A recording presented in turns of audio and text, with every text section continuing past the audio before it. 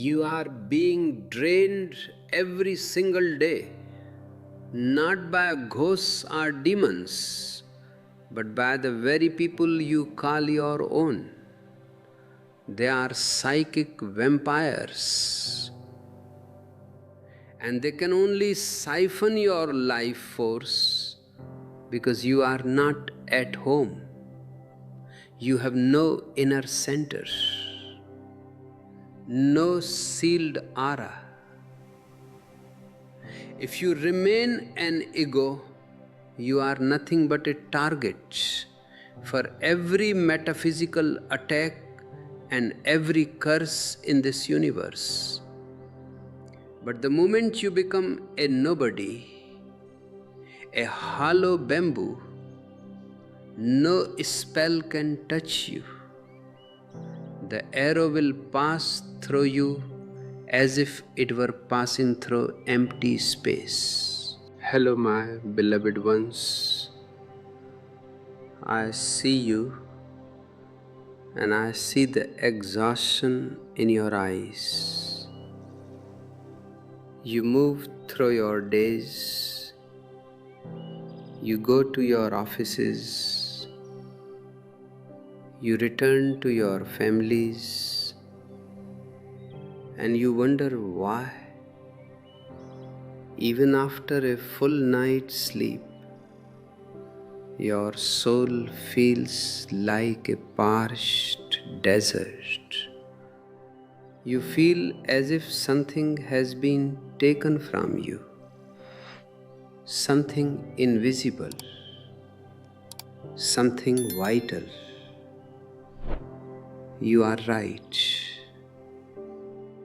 You are living in a world of energy, and most people are unaware that they are constantly leaking, or worse, unconsciously stealing the very life force that keeps you vibrant. Today we are going to talk about a very ancient secret, a mystery that has been hidden in plain sight.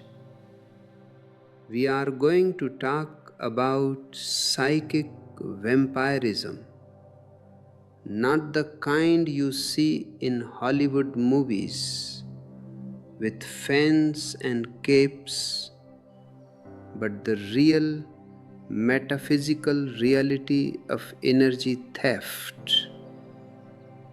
And more importantly, I will show you how to protect yourself, how to become so centered that no one, absolutely no one, can touch your inner treasure. But before we dive deep into this mystery, I want to ask you something.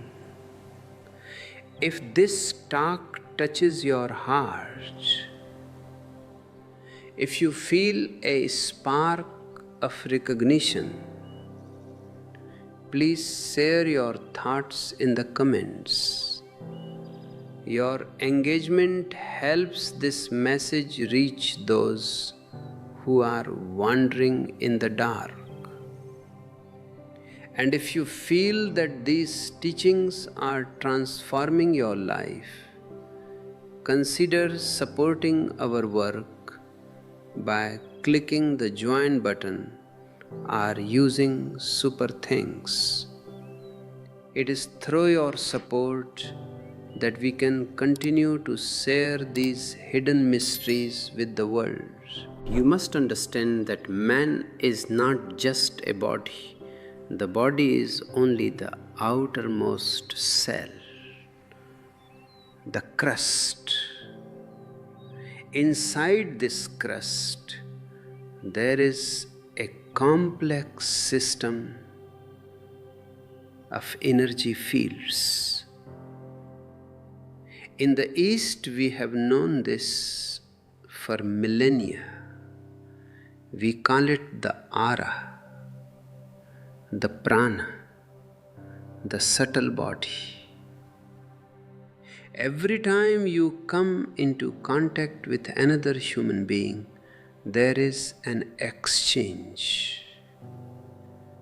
It is like two heat sources brought together. The heat flows from the higher temperature to the lower. This is a law of physics, but it is also a law of metaphysics. Most people are living in a state of inner poverty. They are empty. They have no source of joy within themselves. They are like beggars who have forgotten they are kings. Because they are empty, they are hungry. And when they meet someone who has a little more light, a little more vitality, a little more juice, they unconsciously start to pull. They don't do it because they are evil in the moral sense.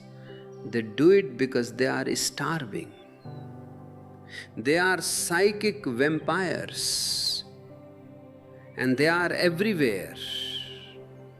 In your home, in your workplace, even in your bed. Have you ever noticed that after talking to a certain friend for 30 minutes, you feel like you need to lie down for 3 hours? That friend might be very kind. They might be sweet. They might be complaining about their problems. But when they leave, they are refreshed and you are depleted. They have fed on your radiance. They have plugged into your battery because their own battery is dead. This is what I call the secret of shapes and sounds. Everything around you has a vibration. If you are not aware of your own vibration, you become a victim of the vibrations of others. You are like an open house with no doors and no windows. Anyone can walk in, sit on your sofa, and eat from your fridge. You must learn to build your own inner house. You must learn the art of being. In the book Hidden Mysteries, I talk about how certain shapes and sounds can either drain you or fill you. Your aura is a shape. It is a protective bubble. When you are happy, when you are meditative, this bubble is strong, vibrant, and expansive. When you are fearful, when you are guilty, when you are distracted, this bubble shrinks and develops cracks. These cracks are the entry points for psychic vampires. Look at your life. Are you surrounded by people who inspire you to grow? Or are you surrounded by those who only want to pull you down to their level of misery? Misery loves company, not because it wants to share, but because it wants to consume.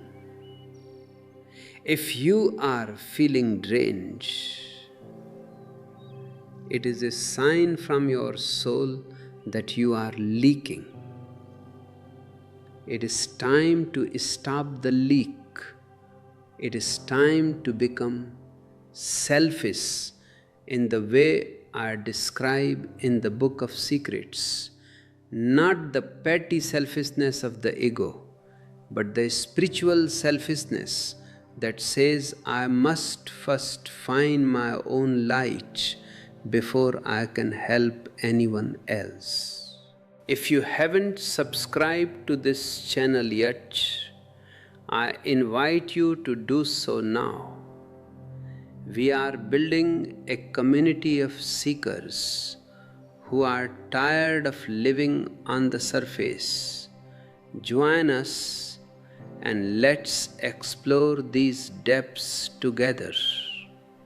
And remember, our ebooks are available to help you dive even deeper into these techniques at your own pace. The first step in metaphysical protection is awareness. You cannot protect yourself from something you don't acknowledge. Start observing your energy levels. When do you feel high? When do you feel low? Who are the people who leave you feeling light? And who are those who leave you feeling heavy? This is not a judgment, it is a diagnosis. You don't hate a person because they have a cold, but you might keep a little distance so you don't catch it. The same applies to psychic energy. The psychic vampire is often a person who lives in their head. They are disconnected from the source, from the earth, from the cosmos. Because they are disconnected, they have to survive on second-hand energy. They survive on your attention. Attention is one of the most powerful forms of energy. Why do you think people are so hungry for fame? Why do people want likes on social media? It is a quest for energy. When thousands of people look at you, you feel a rush. That is psychic energy being fed to you. But it is a poor substitute for the real thing. It is like eating plastic food. It fills the stomach but provides no nourishment. A person who is truly centered doesn't need your attention. They have found the sun within themselves. They are a giver, not a taker. But until you find that sun, you must be careful about who you allow into your inner circle. You are a biological and spiritual organism, and you have every right to protect your vitality. In the Book of Secrets, I discuss techniques from the Vigyan Bhairav Tantra. One of the most beautiful techniques for energy protection is centering. When you are centered in your hara, the point just below your navel, you are like an oak tree with deep roots. The wind may blow, the storm may rage, but you remain unmoved.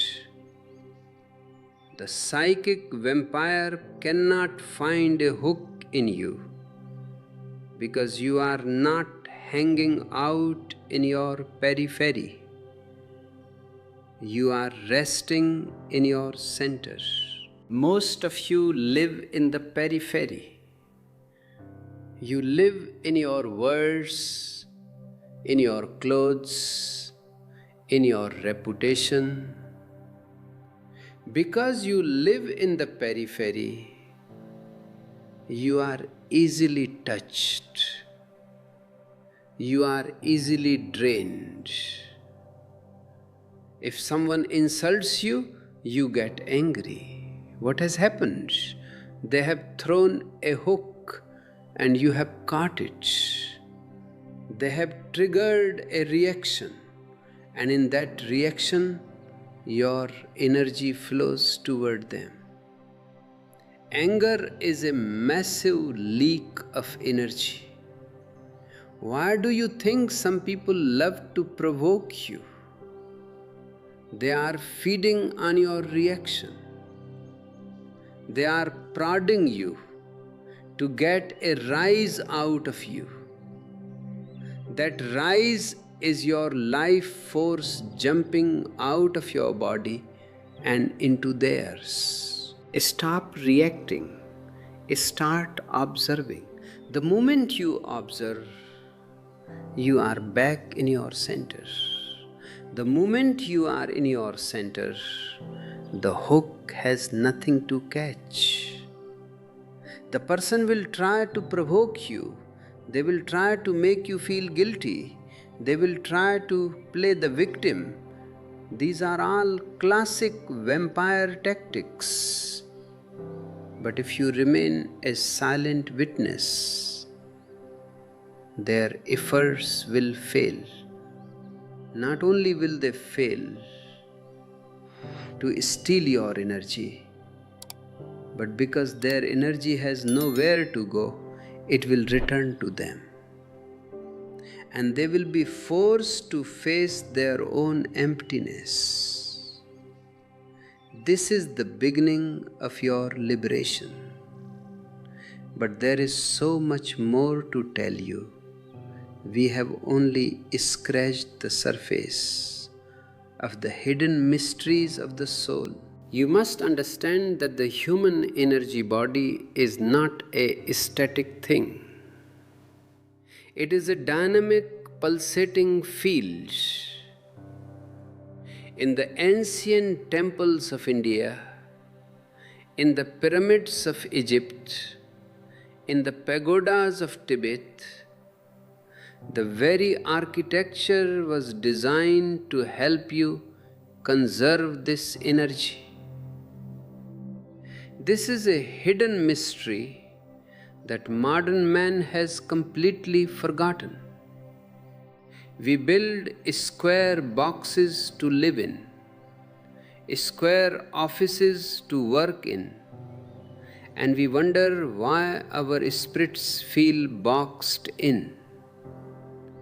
A square is a shape that holds energy. A circle or a dome is a shape that allows energy to circulate and return to the source. When you are in a space with sharp corners, your energy is constantly being cut. This is why, in the presence of certain shapes, you feel a sense of unease, a sense of being poked from all sides. The psychic vampire thrives in these fragmented environments. They use the jaggedness of modern life to find entry points into your soul. But the greatest entry point is not your environment, it is your senses, your eyes, your ears, your mouth. These are the doors of your temple. If these doors are always standing wide open, anyone can throw trash inside, and your precious energy will keep flowing out. I tell you, the eyes are the most significant leakers of life force. When you look at someone with lust, with anger, with greed, You are not just looking, you are projecting your energy outwards. You are giving yourself away for free to things that do not nourish you. This is why many ancient traditions speak of closing the eyes or looking inwards. It is not about becoming blind to the world, it is about becoming aware of the looker. In the Book of Secrets, I speak of a technique where you look at a beautiful object, but instead of letting your energy go to the object, you let the beauty of the object travel back to you. You become the receiver, not the projector. In this way, the world becomes a source of nourishment rather than a drain. Think about the way you listen. Most of the time, you are listening to garbage, gossip, news, complaints, the constant chatter of the marketplace. Each word that enters your ears carries a certain vibration. If someone is venting their misery into your ears, they are literally dumping their psychic smog into your system. And because you are polite, you stand there and take it. You think you are being a good friend, but you are actually allowing yourself to be used as a garbage can. Is that friendship? No. A real friend would not allow another to remain in misery, nor would they allow themselves to be poisoned. To protect yourself, you must learn the art of selective listening. You must learn to remain a witness to the sounds.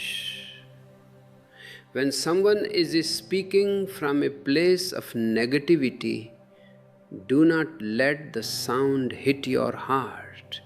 Let it hit your ears and stop there. Do not give it meaning inside yourself.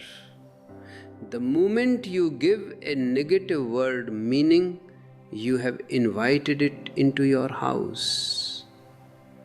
If you remain indifferent, not cold but neutrally aware, the energy of that person cannot find a hook in you. They will soon find that their vampirism is not working and they will go elsewhere. But the most profound protection comes from the navel. Modern education has moved the center of man from the navel to the head. This is the greatest tragedy of humanity. The head is the periphery. The navel is the center. The head is where all the tension is. The navel is where all the relaxation is. When you are in your head, you are top heavy. You are unstable. A small push from a psychic vampire and you fall. But when you are centered in your navel, in your hara, you are like a mountain.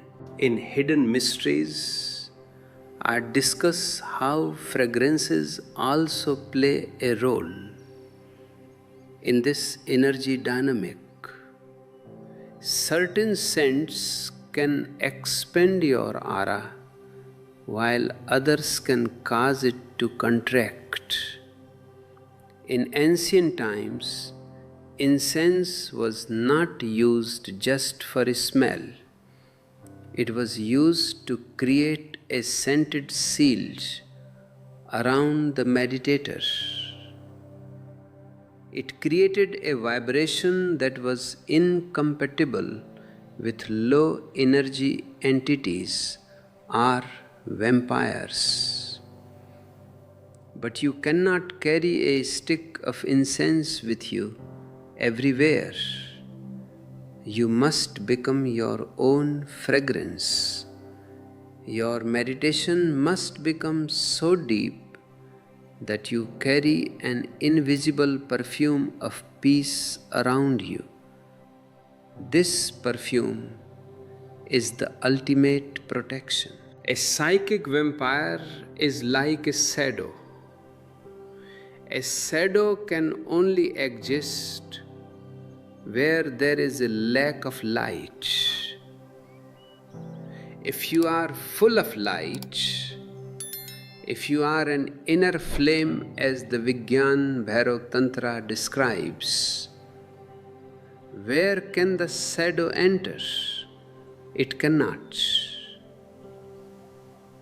The problem is that your light is currently buried under layers of conditioning, layers of shoulds and should nots, layers of social masks.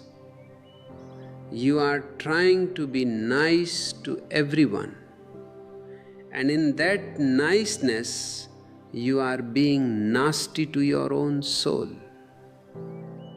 You are allowing others to bleed you dry because you are afraid of being judged as unkind. I say to you, be authentically yourself.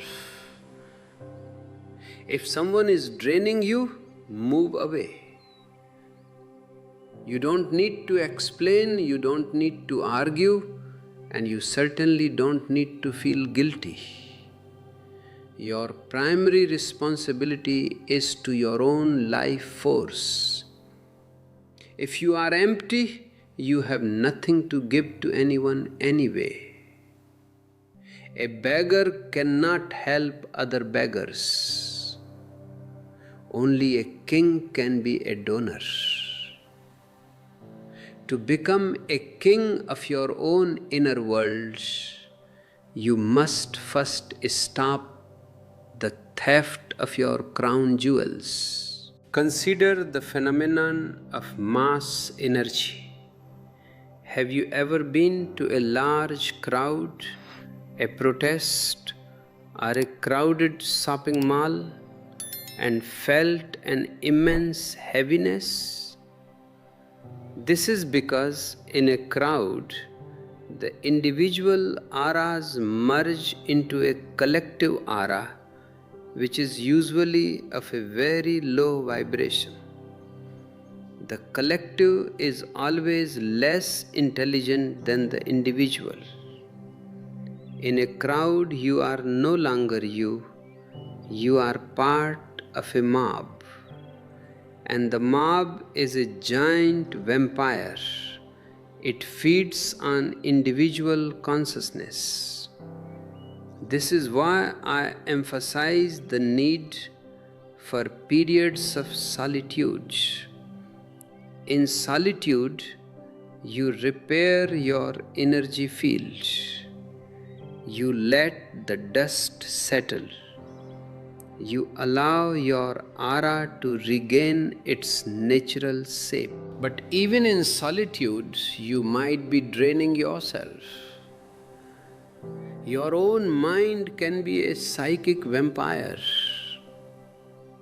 Your thoughts about the past, regrets, guilt, I should have done this, are energy leaks. Your thoughts about the future, anxiety, what if, planning for 1,000 years are energy leaks. The mind is a hole in your bucket.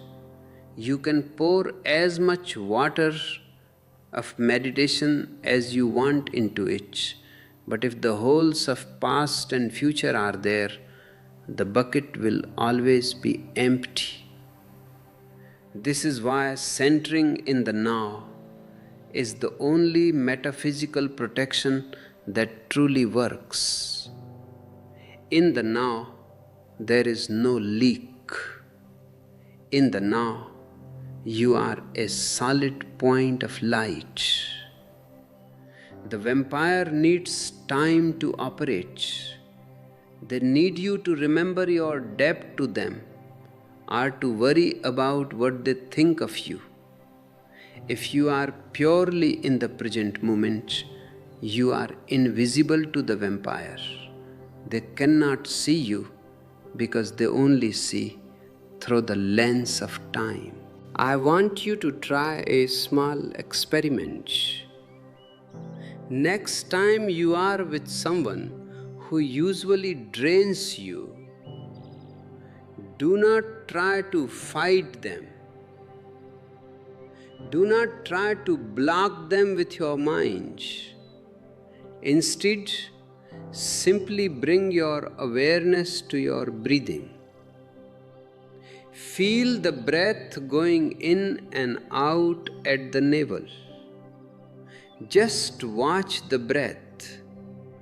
Don't look at the person's eyes directly if it feels too intense. Look at the space between their eyes, or simply keep a soft focus. You will be surprised. Because you are centered on your breath, your energy is locked within you. The person will suddenly feel a lack of feedback. They will find themselves getting tired of talking. They might even say, "I think I should go now," without knowing why. They go because they can no longer feed. This is not about being antisocial. This is about being spiritually sovereign. You are a sovereign being. No one has the right to occupy your inner space without your permission. But you give permission every time you become unconscious. Unconsciousness is the invitation. Awareness is the no entry sign. The world is full of people who are half dead. They are walking corpses. Because they have no life of their own. They are like parasites. They look for a host. Don't be a host. Be a light unto yourself. When you are a light, you actually help the vampire. How? By not allowing them to feed on you, you force them to look for their own internal source. As long as they can steal from you, they will never do the hard work of meditation. By being tough and protecting your energy, you are actually performing an act of great compassion for the other person. You are saying, "The kitchen is closed. Go find your own food." In the Vigyan Bhairav Tantra, Shiva gives 112 methods to Devi. Why so many? Because every person has a different leak. For some, the leak is through the heart. They are too emotional, too sentimental. For others, the leak is through the sex center. They are constantly obsessed with the other. For some, it is the throat. They cannot stop talking. You must find where your leak is. If you are a talker, practice silence. Not just outer silence, but inner silence. If you are too emotional, practice witnessing. If you are too intellectual, move down to the heart or the navel. Balance is protection. A balanced man is like a perfect sphere. A sphere has the least surface area for its volume, which means it has the least exposure to external friction. Become a sphere of consciousness. People often ask me about black magic or evil eyes. These are just old names for psychic vampirism. If someone looks at you with intense envy, that envy is a vibration. It is a poisoned arrow. If your aura is weak, that arrow will pierce you and you will feel sick or unlucky. But if your aura is strong, if it is charged with the energy of Om or simply the energy of silence, that arrow will hit your shield, turn into dust, and fall to the ground. In fact, if your aura is very strong, the arrow might even bounce back to the sender. This is not because you are being mean, but because of the law of reflection. You must become more aurically aware. Feel the space around your body. It extends about 3 to 5 feet in every direction. This is your personal kingdom. When you walk into a room, don't just walk in with your body, walk in with your entire field. Occupy your space. Most people shrink their fields because they are shy or afraid. When you shrink your fields, you are inviting others to step on you. Expand. Feel that you are a giant of light. This expansion itself is a protection. In Hidden Mysteries, I explain that even the clothes you wear and the colors you choose affect this field. Why did the sannyasins of old wear orange or ochre? These colors are associated with the sun, with life force, with the fire of transformation.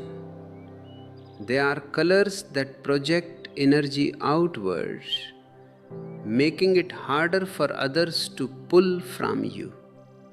White is a color of reflection. It reflects everything. That is why it is often used for meditation. It keeps your energy in and reflects the world away.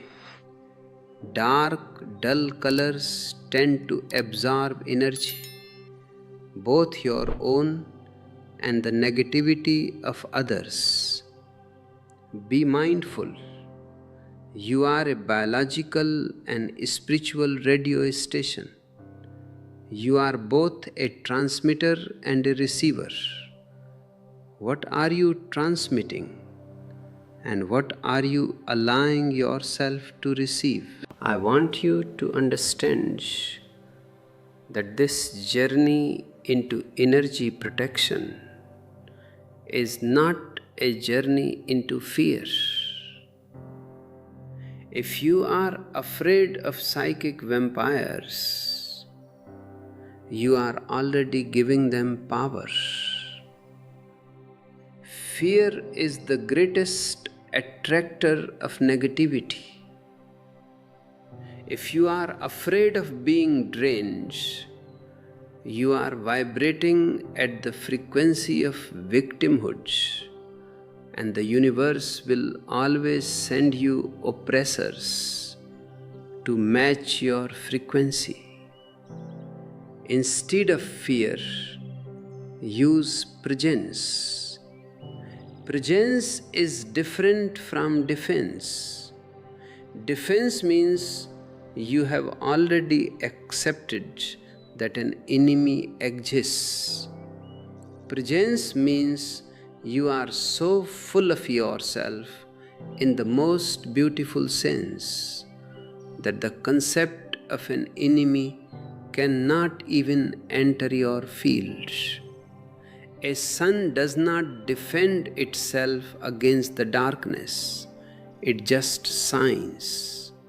And in that shining, the darkness simply is not. This is the secret I want you to carry with you. Shine. Don't worry about the vampires. Don't worry about the stealers. Just work on your own voltage. Increase your inner voltage through meditation, through deep breathing, through being here and now. When your voltage is high, you are not just protected, you become a source of healing for others. Instead of them stealing from you, your energy will naturally overflow into them. And that overflow is a gift. It doesn't deplete you, it increases you. The more you give of your inner light, the more the cosmos pours into you. The leak happens when there is a tug of war. The overflow happens when there is a flood. Be the flood. We are just beginning to understand these layers of the self. The path is long, but every step taken in awareness is a step toward a life of absolute freedom and vitality. You were born to be a fountain of energy, not a parched well. Remember that. Think about this. Why is it that a statue of Buddha in a temple feels different from a statue in a museum? It is the same stone, the same craftsmanship, perhaps even the same artist. Yet in the museum, it is just an object. In the temple, it is a presence. This is because a temple is a specifically designed shape, a key, as I mentioned before, meant to trap and radiate a certain frequency of energy. The museum, on the other hand, is a graveyard of objects. It has no soul, no center. When you walk through a museum, you feel tired quickly. Have you noticed this museum fatigue? It is not because of the walking. You walk more in a park and feel refreshed. It is because the objects in a museum being disconnected from their original spiritual purpose, act like little vacuum cleaners, sucking the curiosity and energy out of the visitors. This is exactly what happens in your social life. Most of your houses are not temples. They are museums of dead things, dead memories, and dead relationships. When people enter your space or when you enter theirs, there is no sacred geometry to protect your spirit. You are living in psychic slums. In such an environment, the strongest ego wins the energy battle. And the strongest ego is usually the most miserable one. Because misery is aggressive. Bliss is passive. Like a flower, it doesn't fight. Misery is like a thorn. It pricks. It demands attention. The psychic vampire is always a person who is living in a state of inner winter. Nothing grows inside them. They have no flowers, no fruit. They are a desert. And when they see your garden, they don't want to learn how to garden. They want to steal your water.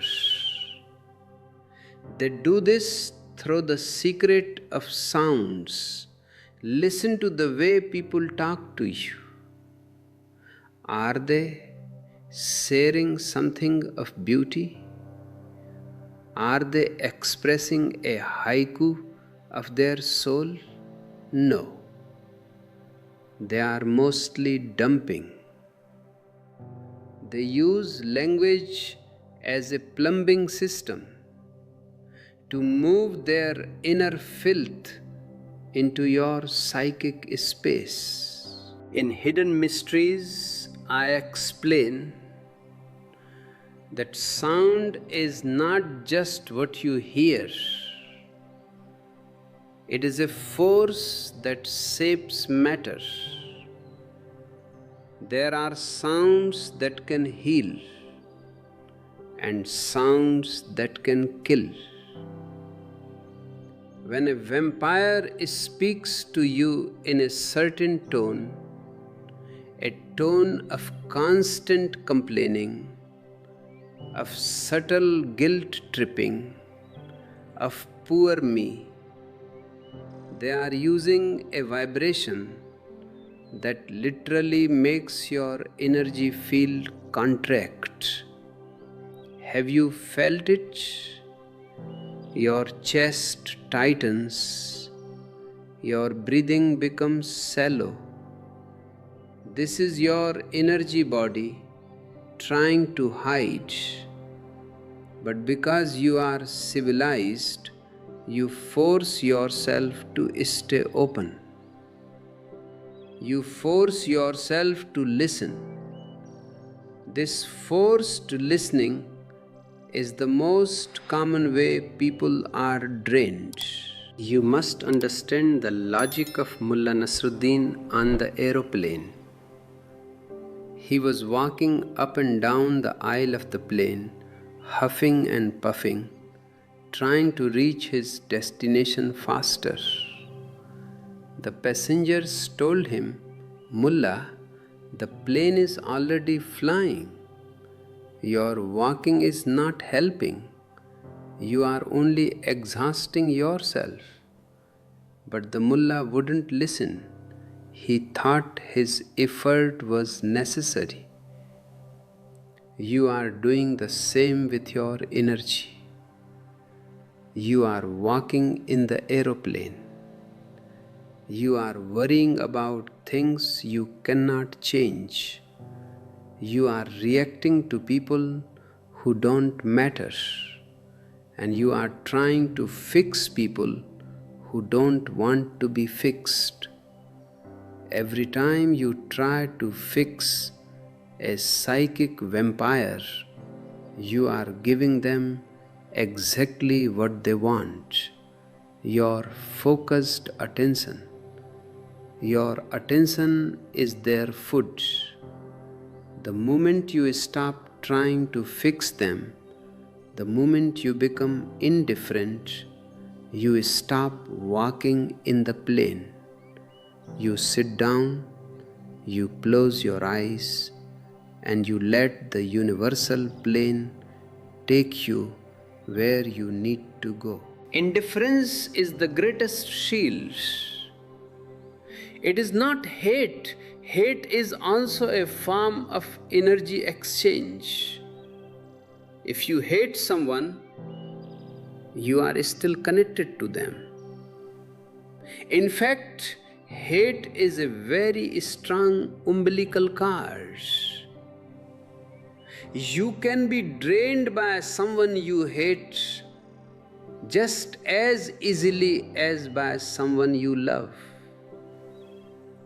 Indifference means you are there, I am here, and I have no hooks for your garbage. This sounds cold to the ego, but it is the only way to stay spiritually healthy. In the Book of Secrets, we talk about the technique of the unstruck sound, anahata. This is the sound of your own inner being, the sound that exists without any friction. When you are in tune with your own anahata, the outer sounds, the struck sounds, the noise of the world cannot penetrate you. It is like being in a glass bubble. You can see the storm outside, you can hear the wind, but not a single drop of rain touches you. To achieve this, you must stop being a reaction machine. Look at your day. Someone says something and you react. Someone looks at you in a certain way and you react. You are like a puppet. The strings are in the hands of others. Any passing stranger can pull your strings and make you dance. If they praise you, you expand. If they insult you, you shrink. You have no center of your own. You are a collective of reactions. A psychic vampire loves a reaction machine. They know exactly which button to press to get a surge of energy from you. They might use the button of guilt. They will say, "After all I have done for you," and suddenly you feel a leak. Or they use the button of anger.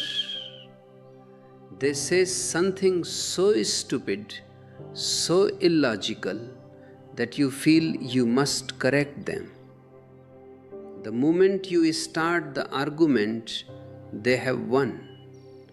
They don't care about the logic, they care about the heat of your anger. They are cold, and your anger is warm. They are warming their hands by the fire of your life force, while you are burning your own house down. Stop providing the fire. If someone says something illogical, let them. Why do you have this missionary zeal to correct the world. The world has always been full of fools, and it will always be. Your task is not to eliminate the fools, but to not be one of them. And the greatest foolishness is to give your life force away to someone who doesn't value it. Think about the secret of shapes again. Your body has 7 centers, 7 chakras. Each center has a different shape and a different vulnerability. Most psychic theft happens at the solar plexus, the Manipur chakra, and the heart, the Anahat chakra. The solar plexus is where your power resides. The heart is where your empathy resides. The vampire attacks the heart to get to the power. They use pity as a crowbar to pry open your heart. Once the heart is open and bleeding with sympathy, they reach down and suck the power from your solar plexus. You must learn to keep your heart open only to the divine and close to the parasitic. This sounds revolutionary because your priests and your parents have told you to be kind to everyone. I say, be kind to yourself first. If your kindness is making you weak, it is not kindness, it is a disease. Real kindness is overflowing. If you are not overflowing, if you are being squeezed, that is not a virtue, it is a suicide. In Hidden Mysteries, I speak about the use of Om. The sound of Om is a circular sound. It starts at the navel, travels to the throat, and ends at the lips. But its vibration creates a circle around the body. If you can chant Om, not just with your tongue, but with your whole being, you are creating a sonic armor. This armor is impenetrable to psychic vampires. Why? Because Om vibrates at the frequency of the whole, of the cosmos. A vampire can only exist in a state of fragmentation. They are a part, trying to survive by eating other parts. They cannot withstand the vibration of the whole. It is like trying to hold a sun in a paper bag. When you are in the presence of someone who drains you, try this silently in your heart. Start a rhythm of Om. Don't let it show on your face. Just let the vibration pulse in your blood. You will feel an immediate hardening of your boundaries.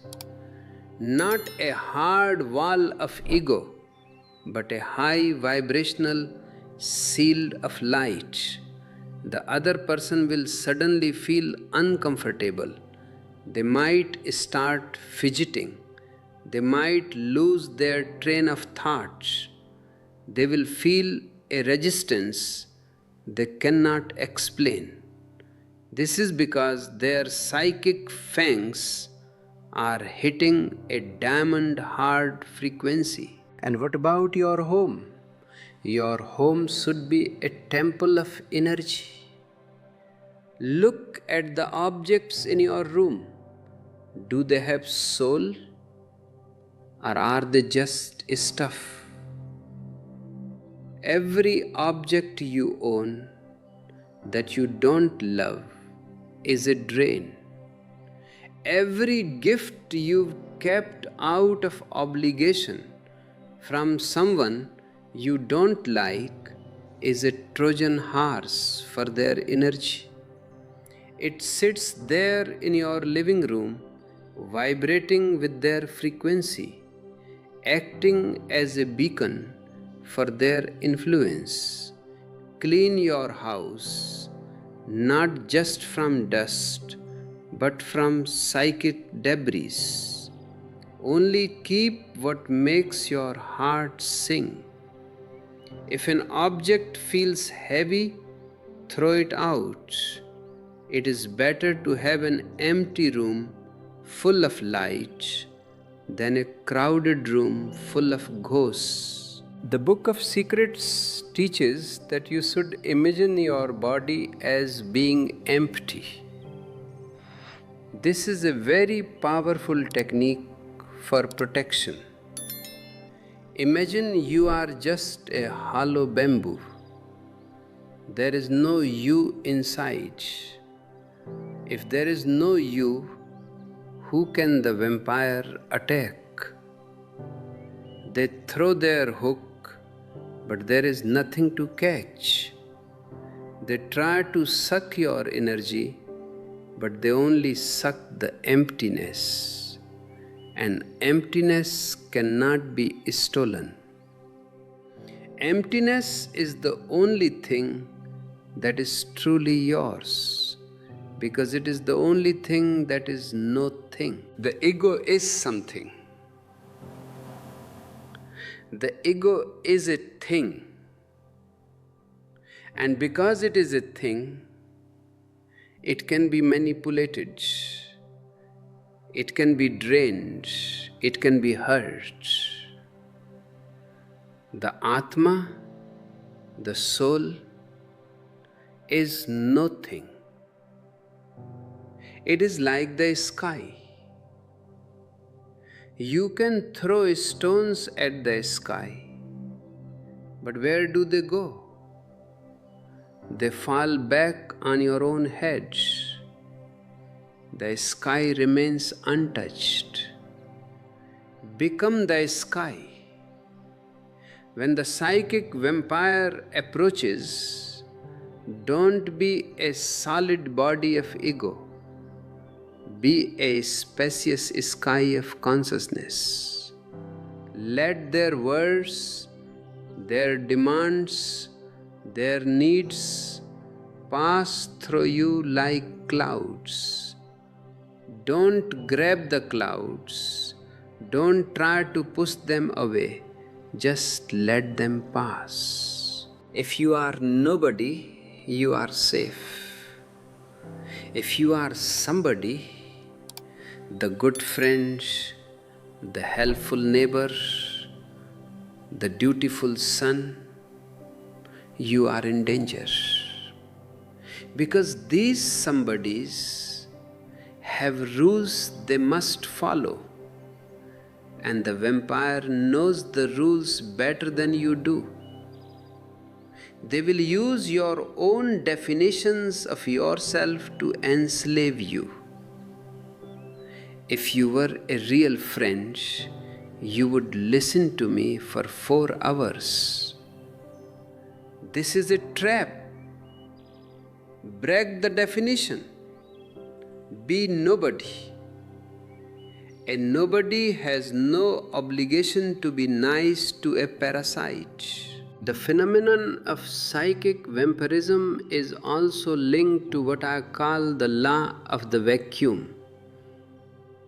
If you are empty of your own presence, a vacuum is created, and the universe abhors a vacuum.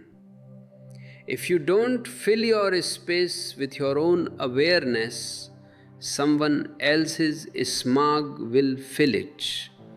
This is why meditation is not a luxury, It is a survival skill. Meditation is the process of filling your own space with your own light. When you are full of yourself, in the spiritual sense, there is no room for anyone else's demons. Have you noticed how some people always talk about their illnesses? They go into great detail about their surgeries, their pains, their medications. This is medical vampirism. By talking about their brokenness, they are demanding that you give them wholeness. But you cannot give wholeness, you can only share it.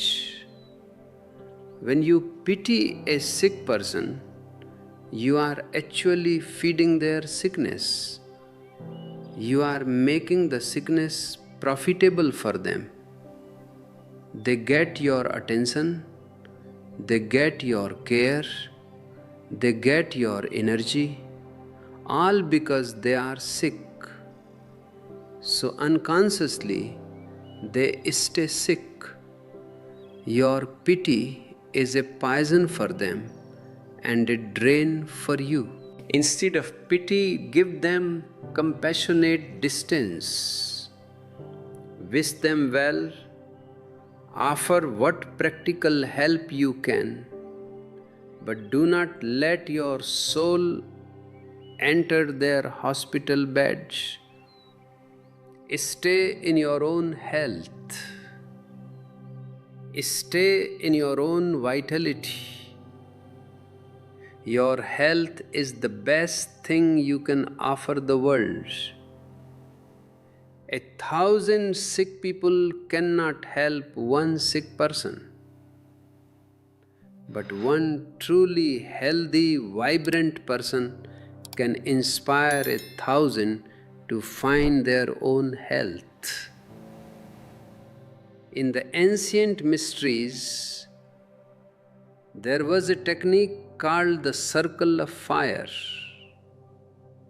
Before starting any deep spiritual work, the seeker would visualize a circle of fire around them. This is not imagination in the sense of a lie. It is the use of the inner eye to direct prana.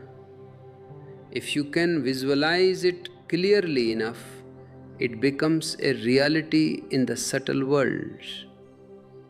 This subtle fire burns away any low vibrational attachments or cards that others may have placed on you. We are all connected by psychic cards.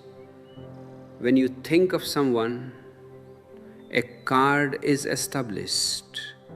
When you have a sexual encounter, a very deep card is established. When you live with someone, you are like two trees with intertwined roots. Most of these cards are parasitic. One person is usually pulling more than the other. You must learn to prune your psychic garden. At the end of every day, sit in silence and visualize yourself cutting all the cards that have been attached to you during the day.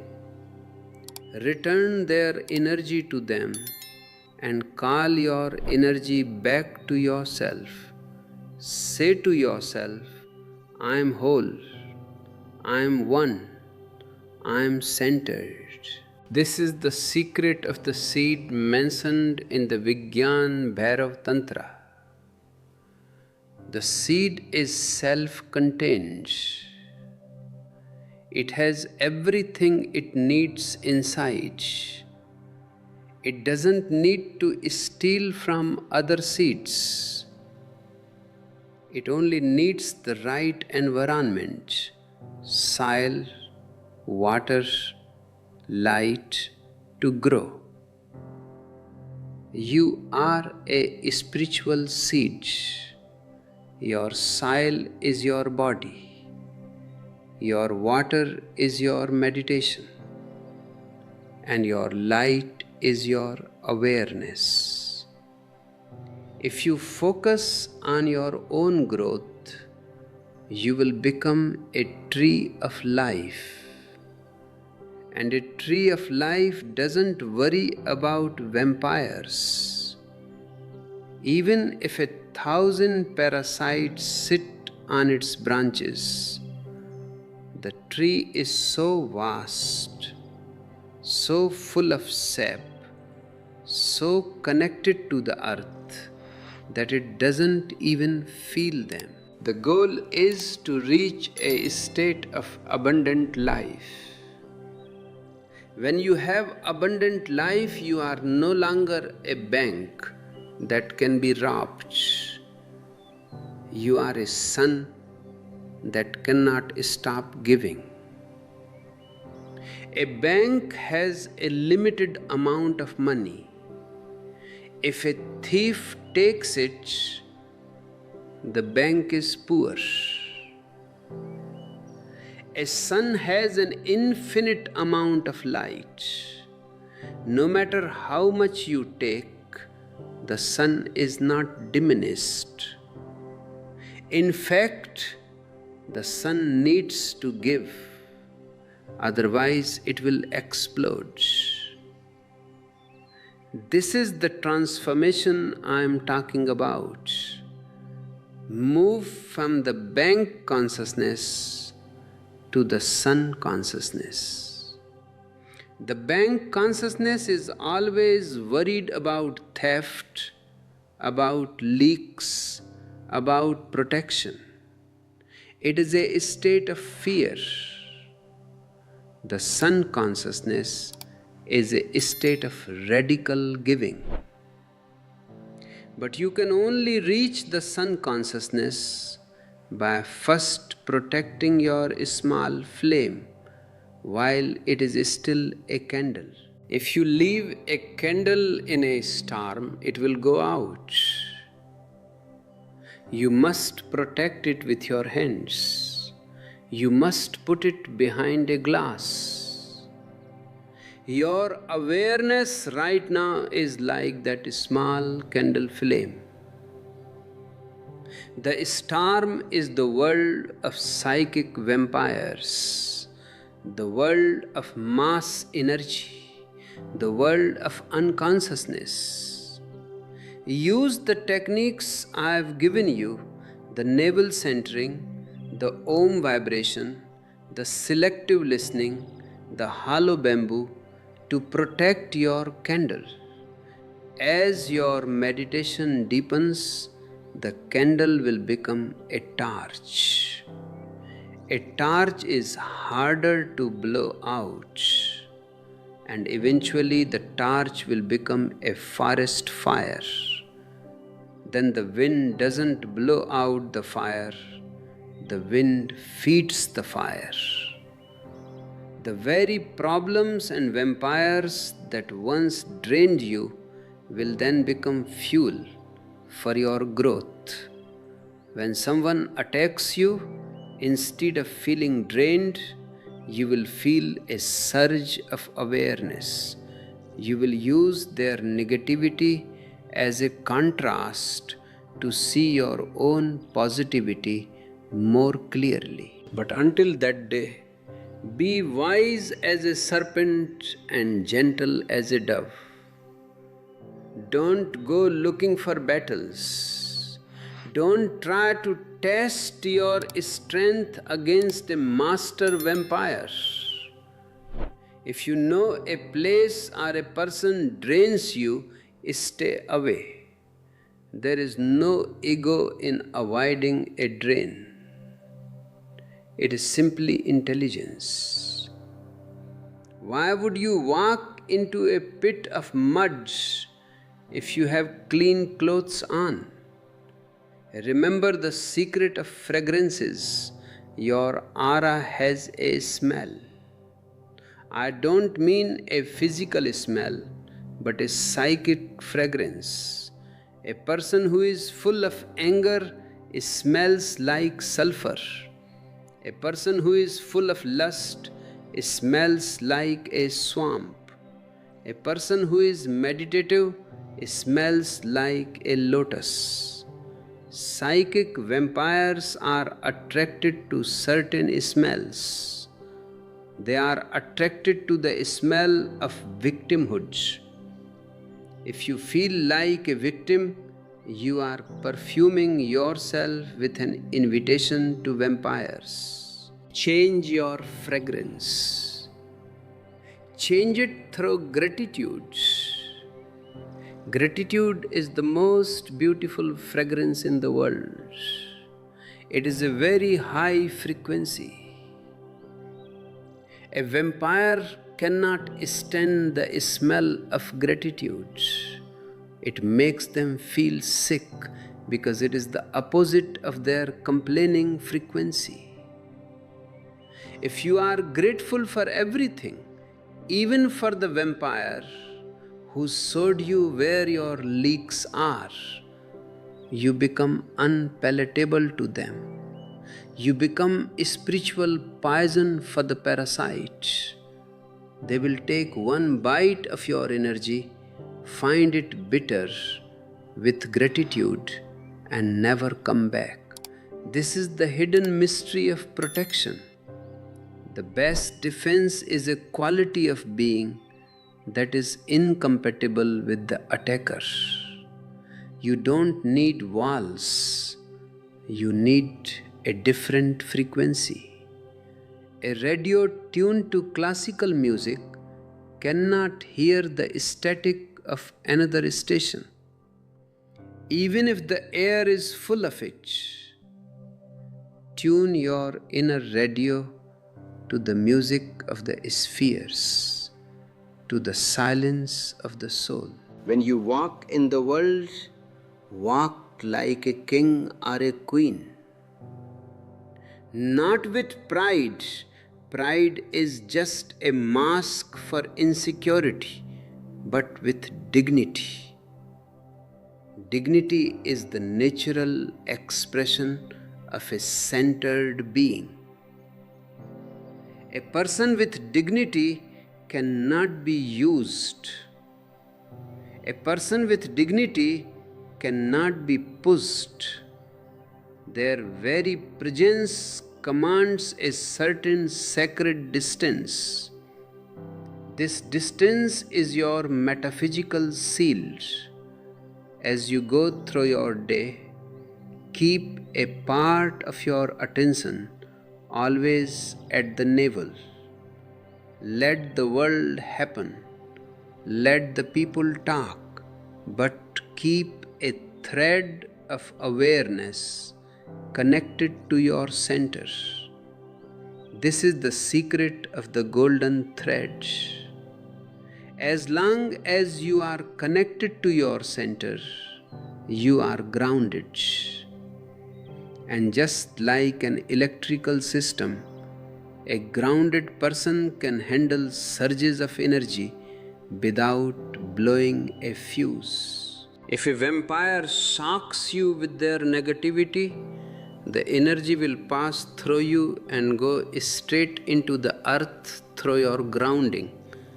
You will remain unburned. But if you are not grounded, if you are floating in your head, that shock will stay in your nervous system and leave you feeling fried for days. Ground yourself, meditate, be present, and above all realize that your energy is a sacred gift from the cosmos. It is not yours to own, but it is yours to steward. Be a good steward of your light. Don't let the thieves in the night take what is meant to be offered to the divine. This world is a school of energy. The psychic vampires are just difficult teachers. They are here to teach you boundaries, self-love, and awareness. Thank them for the lesson and then move on to the next grade. There is a whole universe of light waiting for you, and you cannot reach it if your tank is always being emptied by hitchhikers. Fill your tank, start the engine, and fly. The sky is not the limit, it is just the beginning. The hidden mysteries of your own soul are vaster than any psychic drama on the surface. Go deep, stay centered, and let your inner flame burn so bright that even the vampires are forced to see their own light by your reflection. Let us go deeper into the family structure, because that is where the most respectable form of psychic vampirism occurs. You have been taught that the family is a place of love. I tell you, more often than not, it is a place of mutual consumption. Parents often live through their children.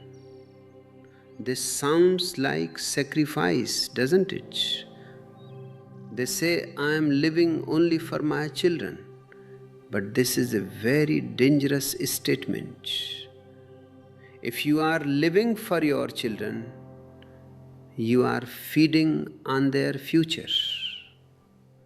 You are sucking their potential to nourish your own unfulfilled dreams. You are a vampire disguised as a martyr.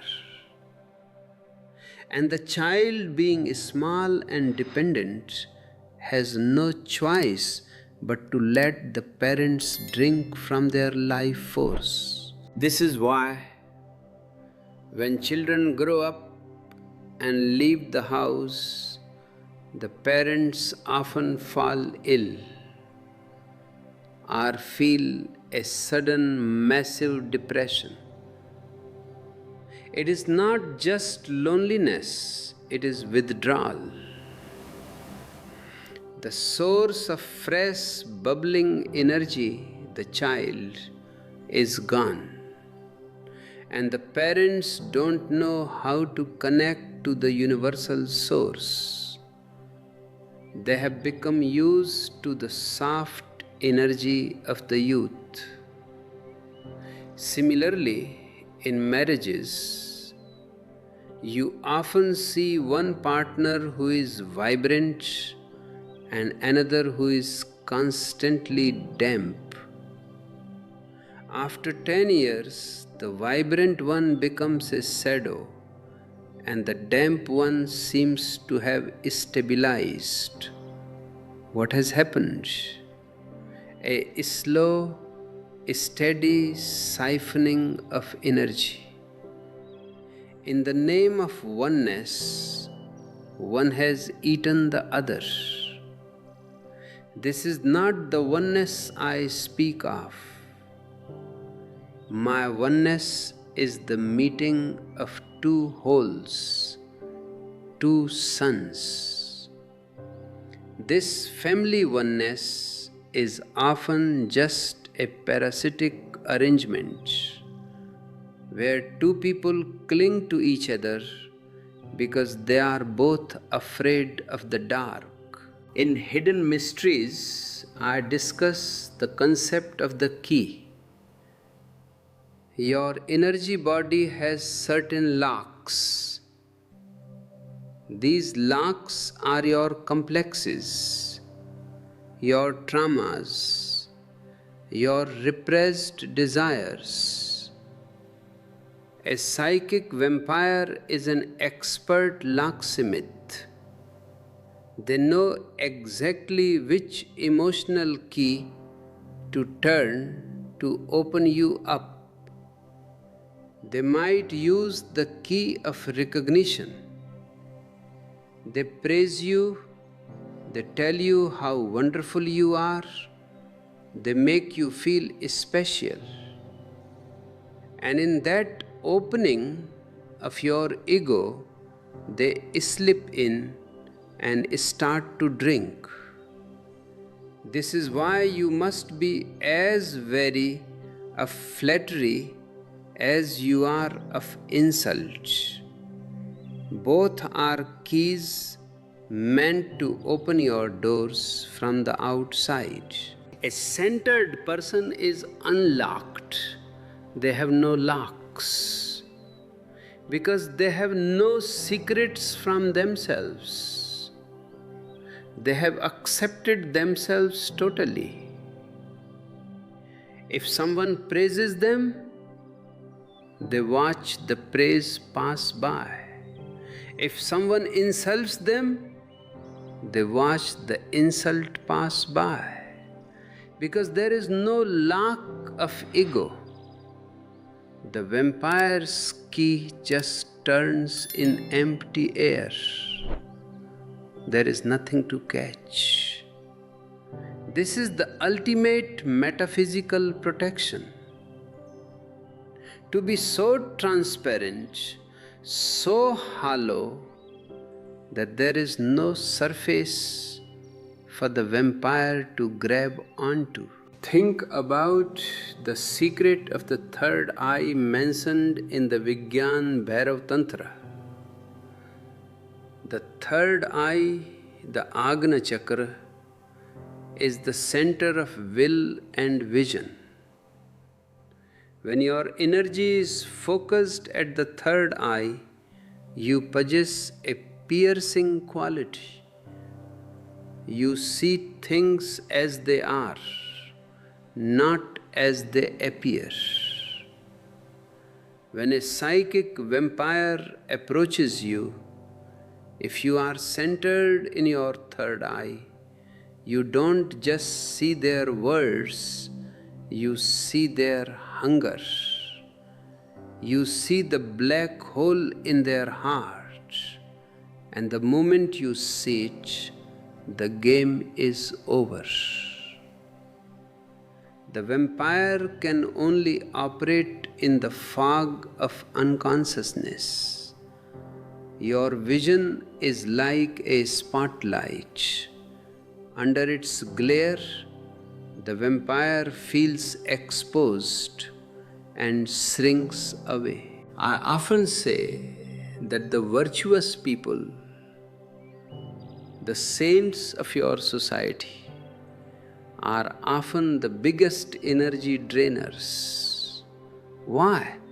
Because they demand admiration. They have built a spiritual ego that is much more solid and demanding than a material ego. They want you to look up to them, to follow them, to worship them.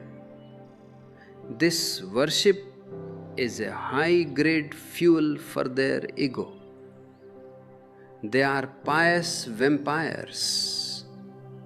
They give you blessings, but in exchange they take your freedom.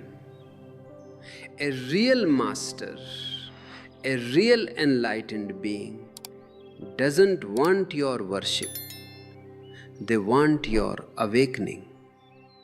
They don't want to take your energy, they want to jump-start your own internal generator so you can become a sun in your own right. You must also be aware of the vampirism of the past. You are often draining yourself by living in memories. Memories are dead energy. Every time you go back to a past trauma and relive it, you are pumping your live energy into a dead ghost. You are being a vampire to your own present self. You are robbing your now to feed your then. This is a crime against life. Stop feeding the ghosts. The past is a graveyard. Leave the dead to bury the dead. Your energy belongs to the now. In the Book of Secrets, Shiva gives a technique. Feel your substance, your bones, your blood, as being filled with the essence of the cosmos. This is not just a visualization, it is a realignment. When you feel that your blood is not yours, but is the liquid light of the universe, you stop being a closed system. A closed system can be drained until it is empty, but an open system that is connected to the infinite source can never be drained. It is like a tap connected to the ocean. You can leave the tap open for eternity, and the ocean will not be less. This is the shift from being a battery to being a channel. A battery has a limit. A channel is limitless. When you are with people, don't try to hold your energy. That holding creates tension, and tension creates cracks through which energy leaks. Instead, let go. Connect yourself to the earth through your feet and to the sky through your crown. Let the universal energy flow through you. If someone wants to suck energy, let them suck from the universal flow that is passing through you. You are just the pipe. The pipe doesn't get tired of the water flowing through it. In fact, the water keeps the pipe clean. This is the highest form of protection. To be so non-existent as an ego that you are just a conduit for the divine. The vampire wants your energy, but if there is no you, only the divine, they will find the energy too hard to handle. The divine energy has a cleansing quality. It is like spiritual electricity. If a low vibrational person tries to plug in to a high vibrational conduit, they will get a burn. They will experience transformation, which is painful for the ego. They will quickly let go and run away. Let us speak about the secret of the night. In Hidden Mysteries, I explain that the transition between day and night is a crack in time. This is when the veils are thin. Most psychic attacks and most leaks happen during sleep. Why? Because in sleep, your conscious guard is down. Your reasoning mind, which acts as a filter, is off duty. If you go to sleep in a state of fear, or after watching negative news, or after an argument, your astral body wanders into low vibrational planes. It becomes a buffet for disincarnate entities and psychic parasites. You wake up feeling shattered. You say, I slept for 8 hours, but I feel like I've been hit by a truck. You have been hit by a psychic truck. To protect yourself, you must learn to seal your field before sleep. In the Vigyan Bhairav Tantra, there is a technique of feeling the bed and the room as becoming part of your own consciousness. Before you close your eyes, fill the room with your light. Visualize a blue sphere of protection around your bed. But most importantly, forgive everyone. If you carry a grudge into sleep, that grudge is a magnetic beacon for the person you hate. You are literally calling them into your dream space to finish the fight.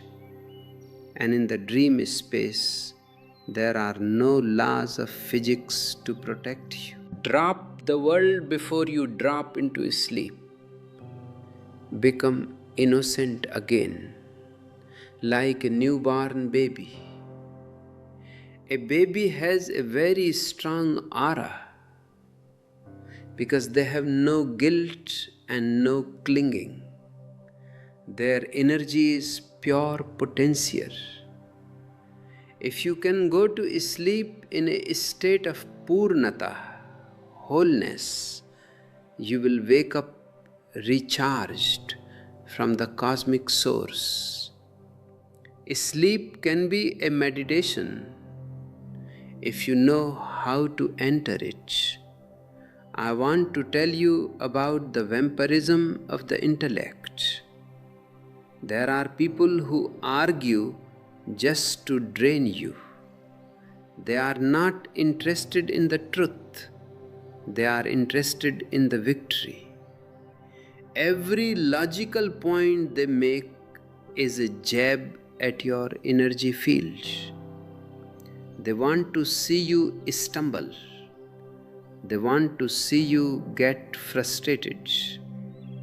This intellectual sparring is a form of psychic boxing. And just like in boxing, you lose blood. Only here the blood is your mental clarity. Don't argue with logic mongers. You cannot win because they have no heart to be convinced. They are only heads. If you encounter such a person, use the Mullah Nasruddin technique. The mullah was once seen searching for something under a street lamp. A neighbor asked, "What have you lost, mullah?" "My keys," said the mullah. The neighbor helped him search for an hour. Finally, the neighbor asked, "Are you sure you lost them here?" "No," said the mullah.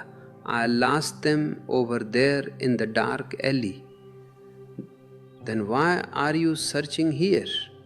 "Because there is more light here." Most people are searching for meaning in the light of logic, when the keys to life are in the dark alley of the heart. When an intellectual vampire attacks you, don't try to light up their darkness with your logic. Just smile and say, "You are right." The moment you say you are right, the fight is over. There is no friction. They wanted a tug of war, but you have dropped the rope. They will fall over from their own momentum. This is psychic aikido. You use the force of the attacker to defeat the attack without using any of your own force. You must also understand the secret of the crowd. In Hidden Mysteries, I speak about how places like Kumbh Mela, or Mecca, or Jerusalem become power spots. But they are power spots only if the people there are praying or meditating. If the people are just tourists or fanatics, these places become energy pits. A fanatic is a mass-produced vampire. They have given their individual soul to a collective monster. When you are in a crowd of fanatics, you are being crushed by a giant ego. This is why I prefer the small community, the oasis. In an oasis, individuals are working on themselves. Their auras are harmonious. When harmonious auras meet, they don't subtract from each other, they multiply. This is the secret of satsang. Satsang means in the company of truth. When you sit with a master or with fellow seekers, you feel lifted. Why? Because the collective field is not a vampire, it is a donor. It is a reservoir of peace. This is why you feel so good when you watch these videos or read these books. You are tuning in to a satsang frequency. You are drinking from a well of consciousness that I have prepared for you. But remember, the goal is not to become dependent on my energy. A master is like a crutch. You use the crutch while your leg of awareness is broken. But if you use the crutch forever, your leg will atrophy. You must eventually walk on your own feet. You must become your own protection. Let us look at the body's protection. Your skin is the physical boundary, but your breath is the metaphysical boundary. In the Vigyan Bhairav Tantra, there is an emphasis on the gaps between breaths. The turning point where the inhalation becomes exhalation and the exhalation becomes inhalation. In those gaps, you are nowhere. You are between worlds. If you can rest in those gaps, even for a split second, you are off the radar of the psychic world. No vampire can find you in the gap. They can only find you when you are moving, when you are thinking, feeling, or desiring. In the stillness of the gap, you are invisible. Practice this during your day. When you feel a vampire is near, or when you feel stressed, Just find the gap in your breath. Don't stop the breath, just notice the turn. In that noticing, you are home. You are in the fortress of the soul. We must also talk about the vampirism of guilt. This is perhaps the most toxic form. Religion has used guilt for thousands of years to drain the humanity of man. They tell you that you are a sinner, that you are unworthy. This makes you psychically limp. A person who feels guilty has no inner spine. They are easy prey for any authority figure who promises forgiveness. I say to you, you are not a sinner. You are a child of the universe. You have made mistakes, yes, but mistakes are just experiments that didn't work out. Drop the guilt. Guilt is a leak that never stops. It is a bleeding wound in your soul. The priests and vampires of the world love your guilt because it makes you compliant. They can lead you by your shame. The moment you forgive yourself totally, you become unleashable. You become wild. And a wild soul is very bitter to the taste of a vampire. They prefer domesticated souls who are well behaved and full of shame. Be rebellious. My sannyas is a rebellion against all forms of psychic slavery. It is the declaration of independence for the soul. When you are rebellious, your aura becomes electrified. It is like an electric fence. If a vampire tries to touch a rebellious soul, they get a spiritual shock that they will never forget. This rebellion is not against anyone. It is for your own integrity. Integrity comes from the word integer, which means one. When you are one, you are indivisible. You cannot be divided and conquered.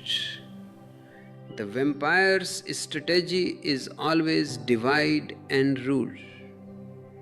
They try to divide your head from your heart, your desire from your duty, your inner child from your outer adult.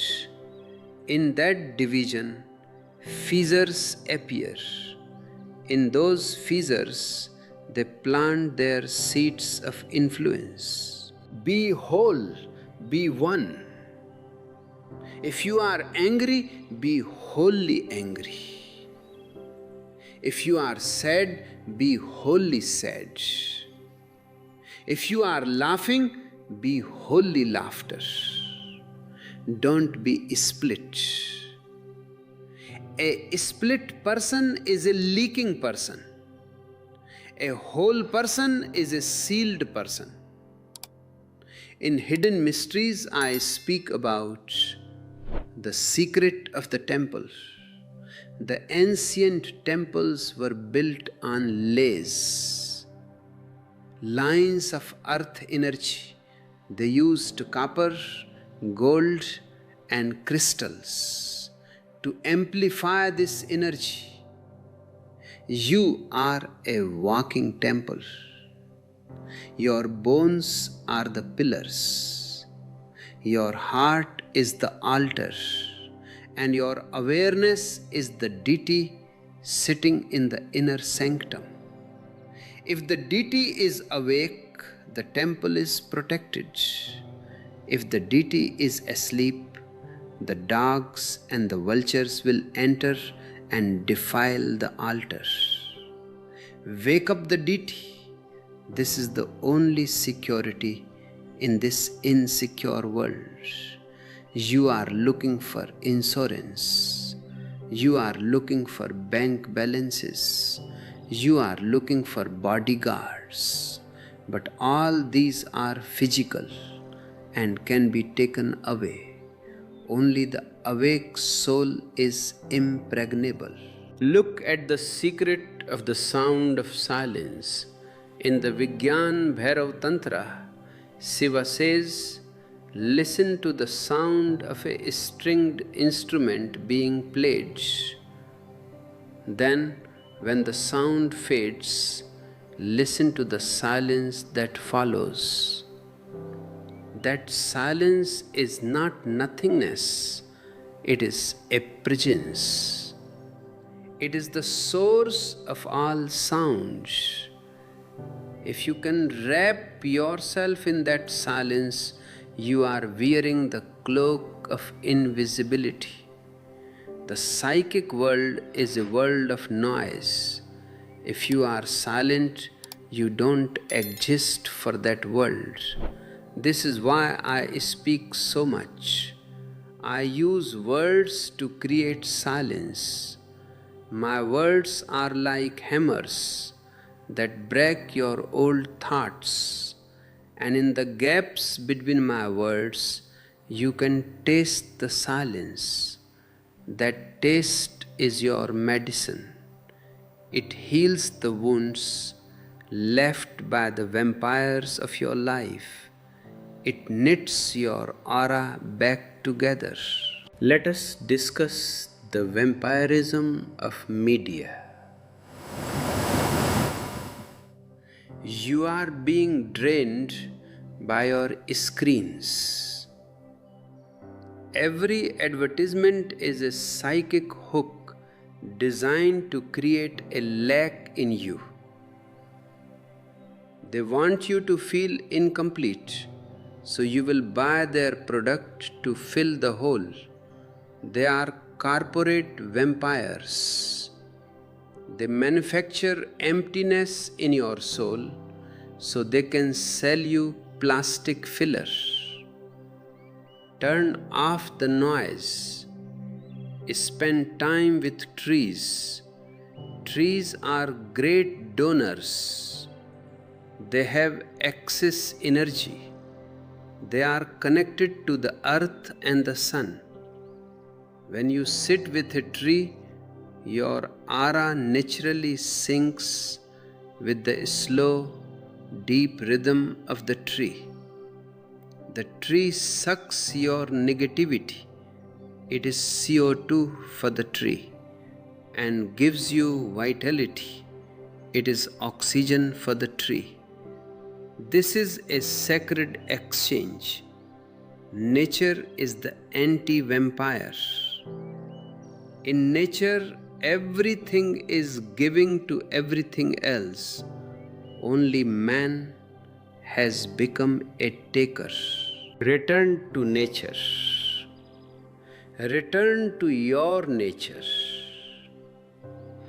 Sahaj, the natural state. In the natural state, you are protected by the laws of the universe.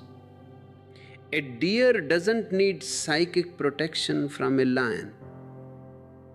The lion may eat the body, but the lion cannot drain the soul of the deer. Only man has the unhappy privilege of being able to drain another's spirit. This is because we have egos. Animals have essence but no ego. The ego is the handle by which you are carried away. If you drop the handle, you cannot be moved. I want you to meditate on this. I am not this body. I am not these thoughts. I am not these feelings. This is the neti neti of the Upanishads. Not this, not that. If you are none of these, then who can steal from you? Can someone steal space? Can someone steal silence? Can someone steal light? They can steal objects, but they cannot steal the subject. Be the subject. Be the witness. This is the golden key that opens the treasure I spoke of in Hidden Mysteries. The treasure is your own internal source of infinite energy. Once you find that internal source, the whole concept of psychic vampirism becomes laughable. It is like a mosquito trying to drain the ocean. Let the mosquito drink. The ocean is not worried. When you reach this stage, you can even love the vampires. You see them as hungry ghosts, as starving children.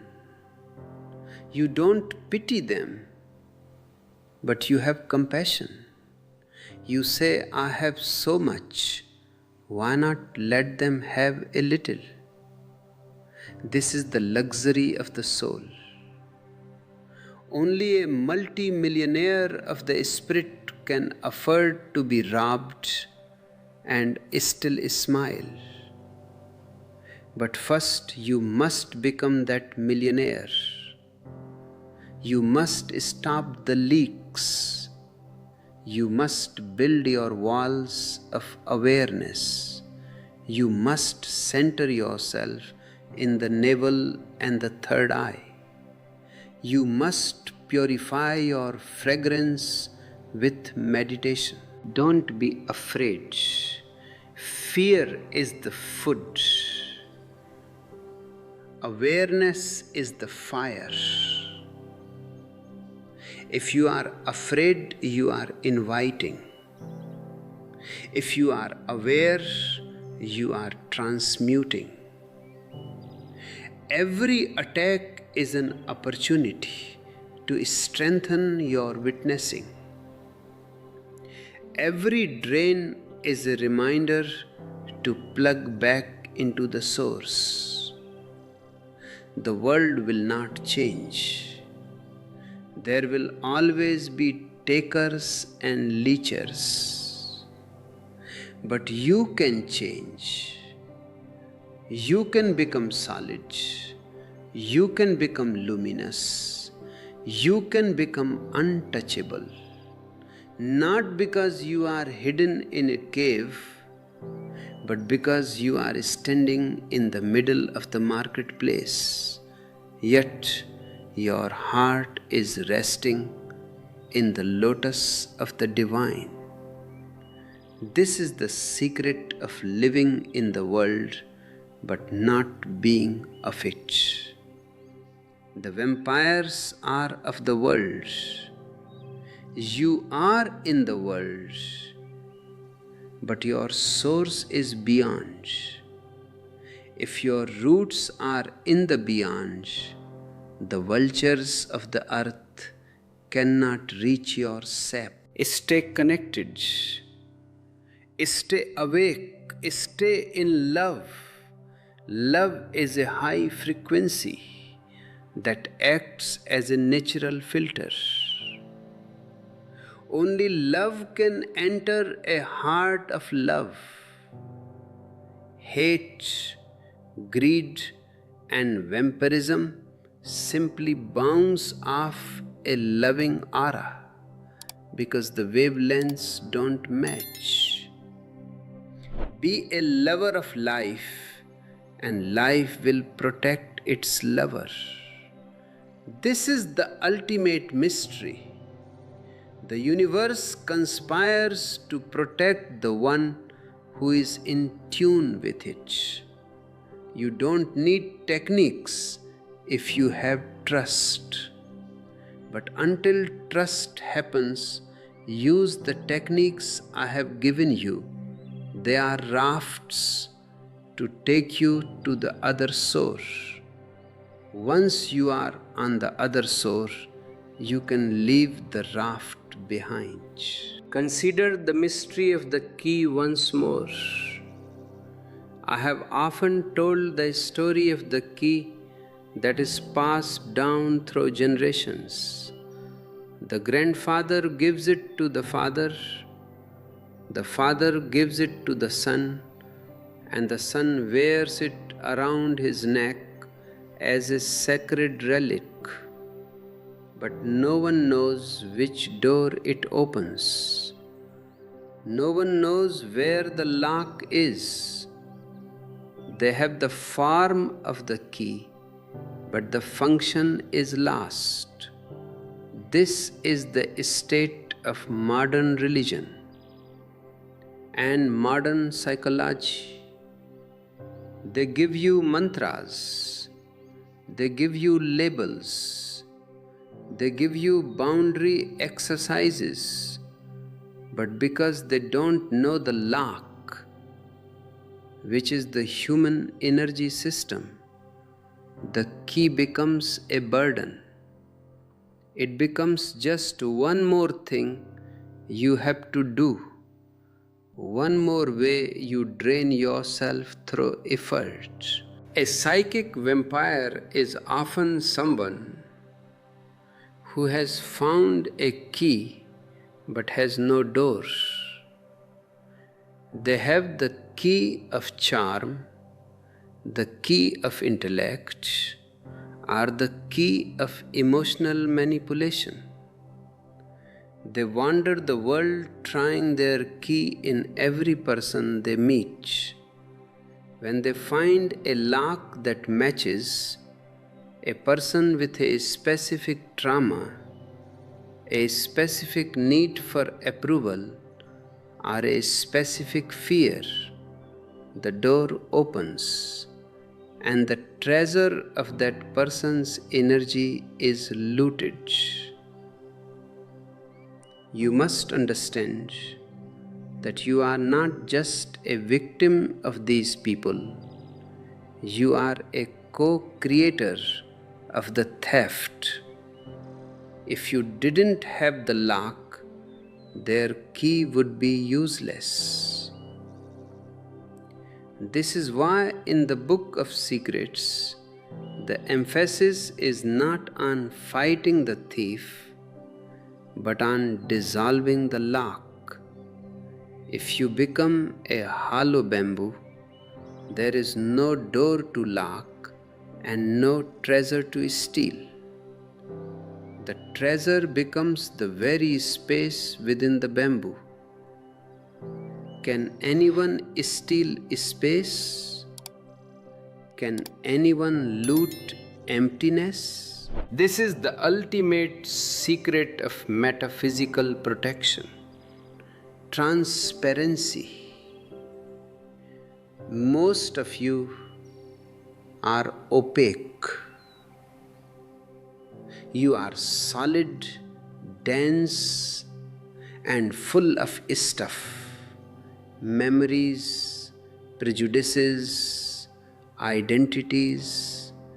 Because you are opaque, the arrows of others hit you. If someone throws a stone at a wall, the wall gets damaged. But if someone throws a stone at the wind, what happens? The stone passes through. The wind is not hurt. The wind doesn't even know it was attacked. Become like the wind.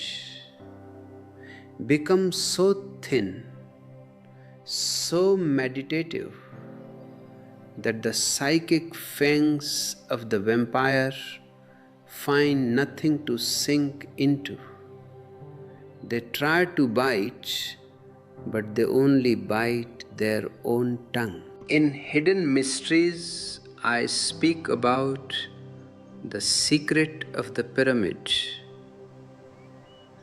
The pyramid is a shape that focuses energy toward a single point. If you sit inside a pyramid, your energy is pulled upward toward the apex.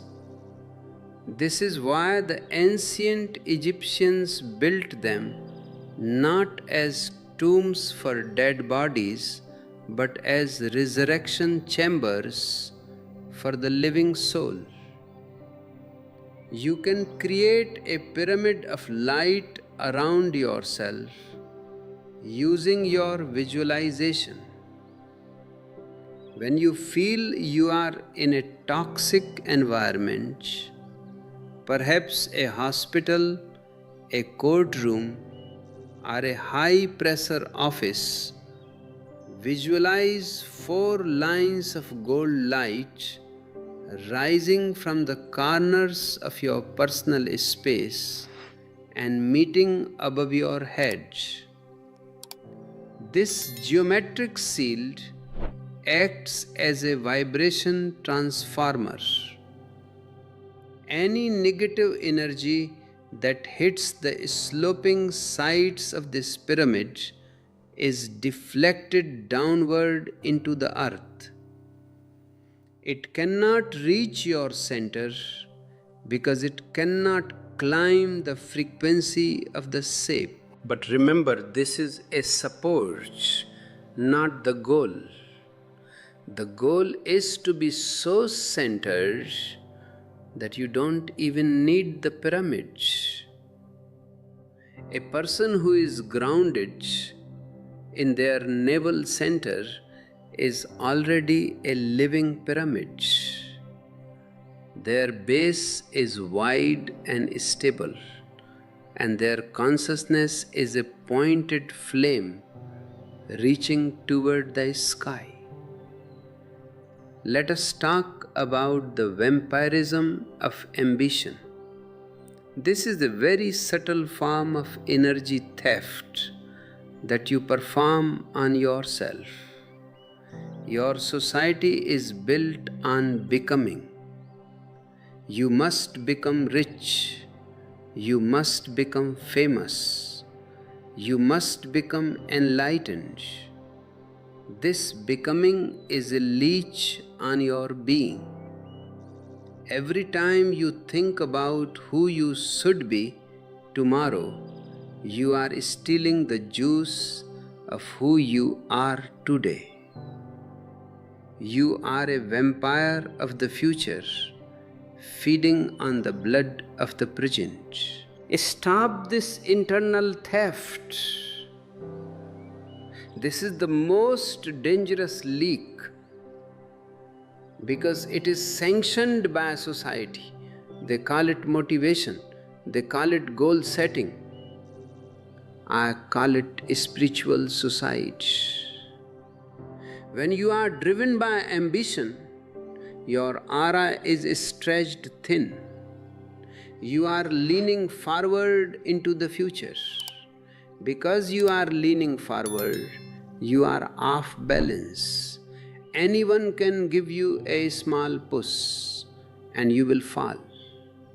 A psychic vampire loves an ambitious person because an ambitious person is always needing something: approval, networking, connections.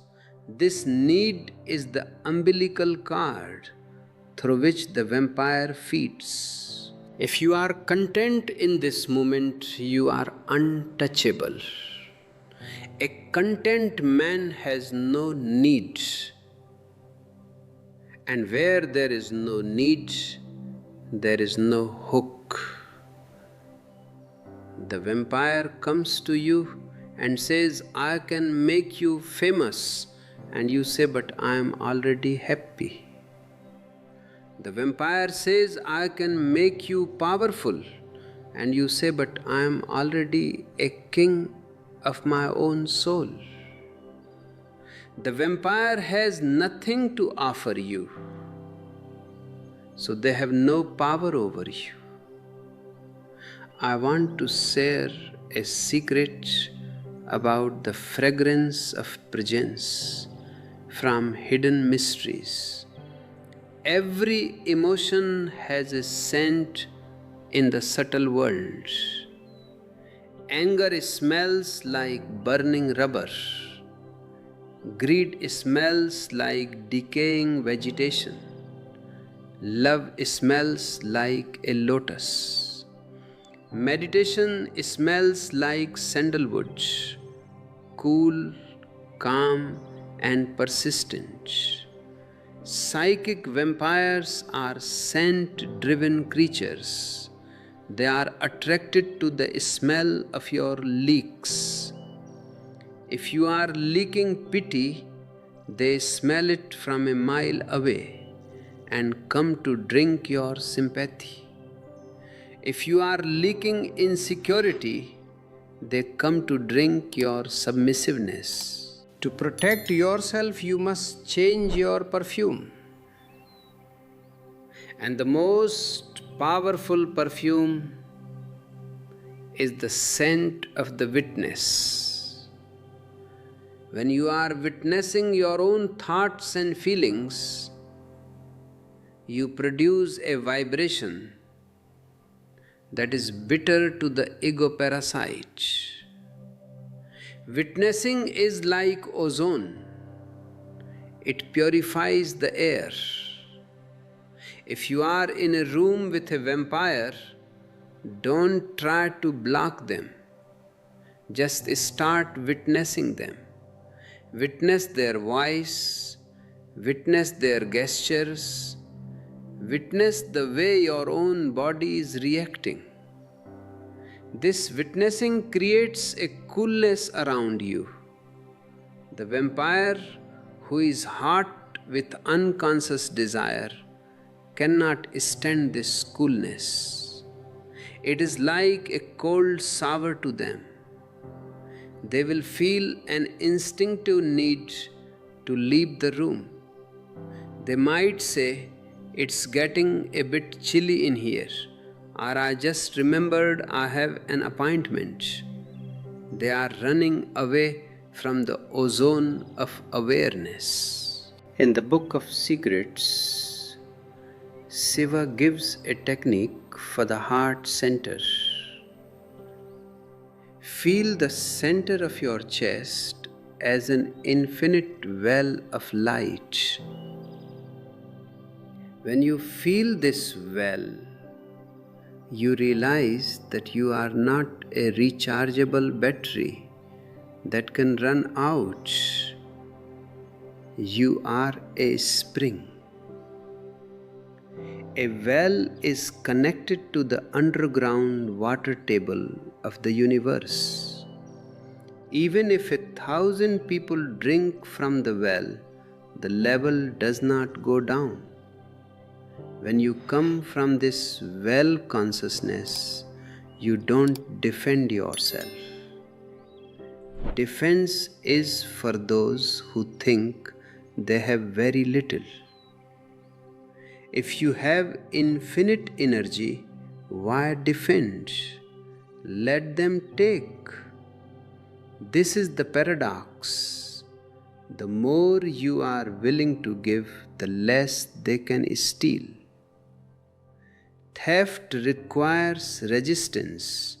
If there is no resistance, it is not theft, it is overflow. And in that overflow, the vampire's parasitic mechanism is broken. They wanted to take by force, but you are giving by grace. Grace is a higher frequency than force. Force drains, but grace transforms. You might even find that by giving your presence to a vampire, not your pity, but your silent, luminous presence, they start to heal. Their parasitic hunger is actually a distorted search for the divine. They are looking for God in your prana.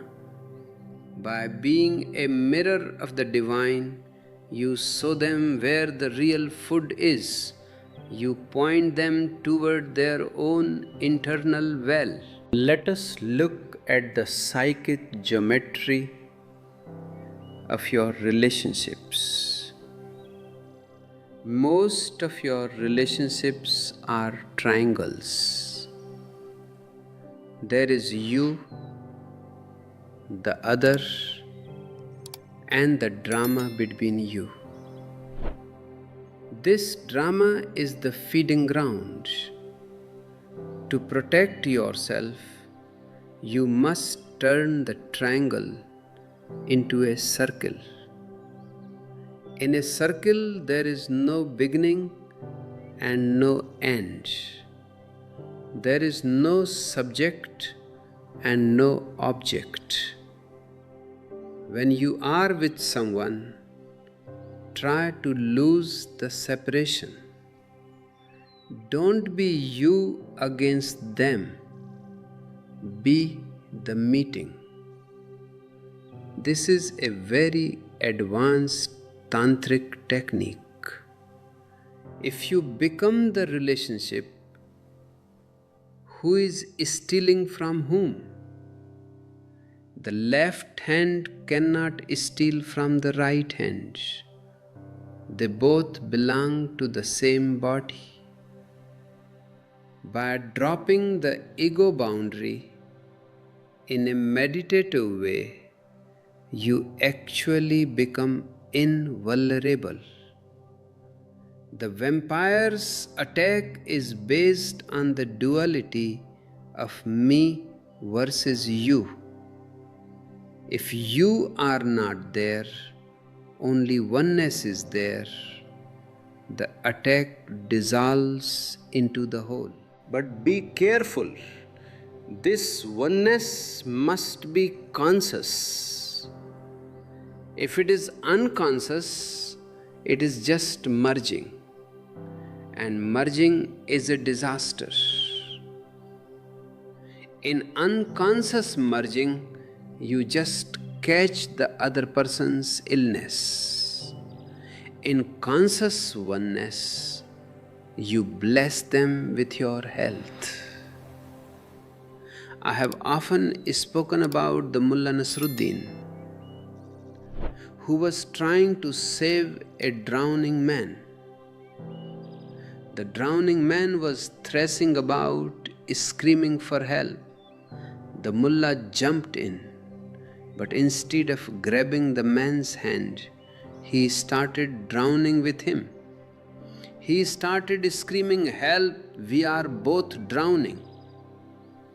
A bystander asked Mullah, "Why did you jump in if you can't swim?" The mullah replied, "I couldn't stand to see him drowning alone. It's called empathy." This is what your social empathy looks like. It is mutual drowning. You think that by feeling someone's misery, you are helping them. You are not. You are just multiplying the misery. You are giving the misery vampire a partner.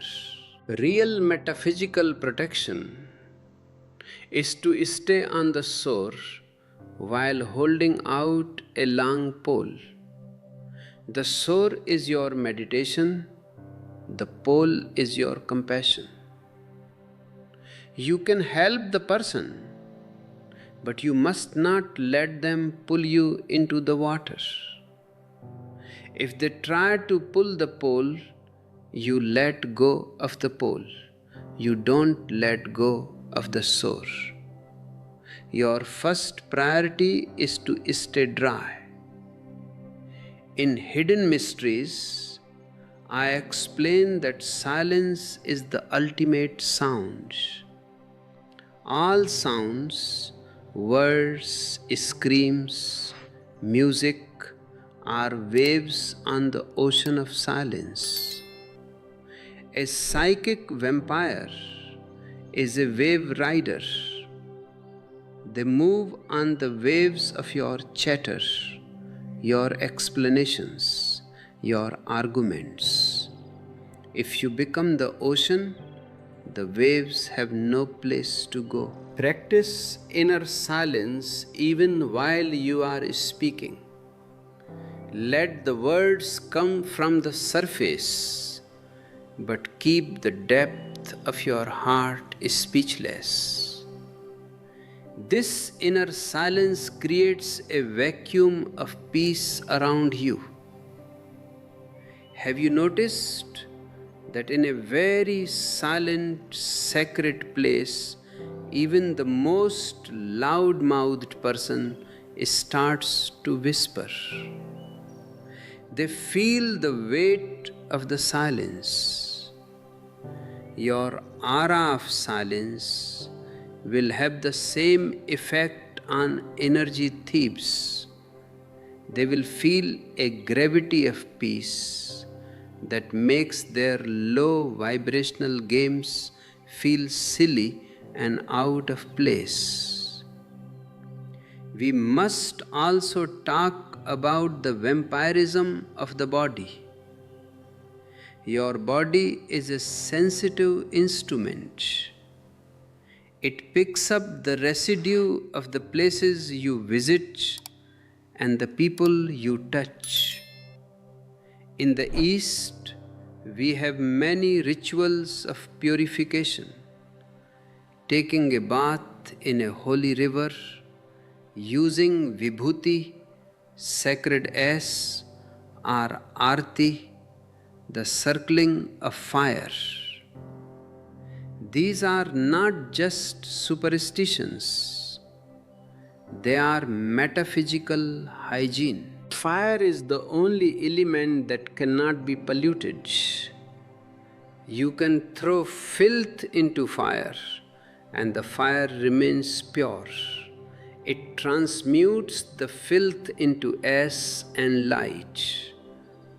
This is why I suggest visualizing the inner flame at the center of your body as described in the Book of Secrets. Imagine this flame is burning all the psychic debris you have picked up during the day. See the grey smoke of other people's worries and demands leaving your pores and being consumed by this inner sun. And what about the power of the name? In many traditions, chanting is used as a shield. But I don't mean mechanical chanting. If you say Om, Om, Om, while your mind is thinking about the grocery list, it is useless. It is just noise. Real chanting is when the sound becomes your entire existence, when you are no longer there and only the vibration is there. This total vibration creates a resonance that shakes off all parasites. It is like a dog shaking itself after a bath to get rid of the water. Your total Om or your total laughter or your total dance shakes off the psychic fleas of the world. A vampire cannot hold on to a moving, vibrating target. They need you to be static, depressed, and stagnant. Be dynamic. Life is movement. Death is stagnation. A psychic vampire is a harbinger of death. They want to bring you to their state of living death by being radically alive, by dancing through your tasks, by singing through your sorrows. You become toxic to the vampire. They cannot digest your joy. Joy is indigestible to the ego. I want to remind you of the secret of the third eye again. The third eye is the control tower of your energy fields. When you look at the world from the third eye, the space between the eyebrows, you are looking from a higher dimension. From that height, you can see the energy cards that people are trying to throw at you. You see the hooks of pity, the nets of obligation, and the arrows of jealousy. And because you see them, you can step aside. You don't fight the net, you just don't be there when the net is thrown. This is divine intelligence. Why struggle when you can transcend? The world is a play of energy, a Leela. In this Leela, there are thieves and there are kings.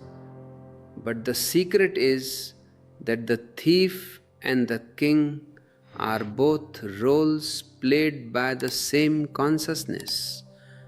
The vampire is just God playing the role of hunger, and you are God playing the role of light. When you realize this, the fear disappears.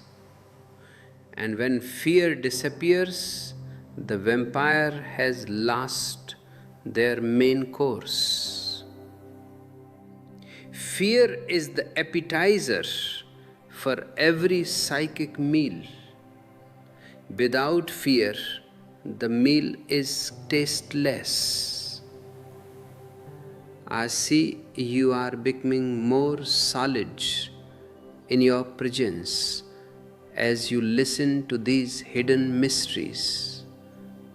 You are beginning to feel your boundaries not as walls of separation, but as gradients of light.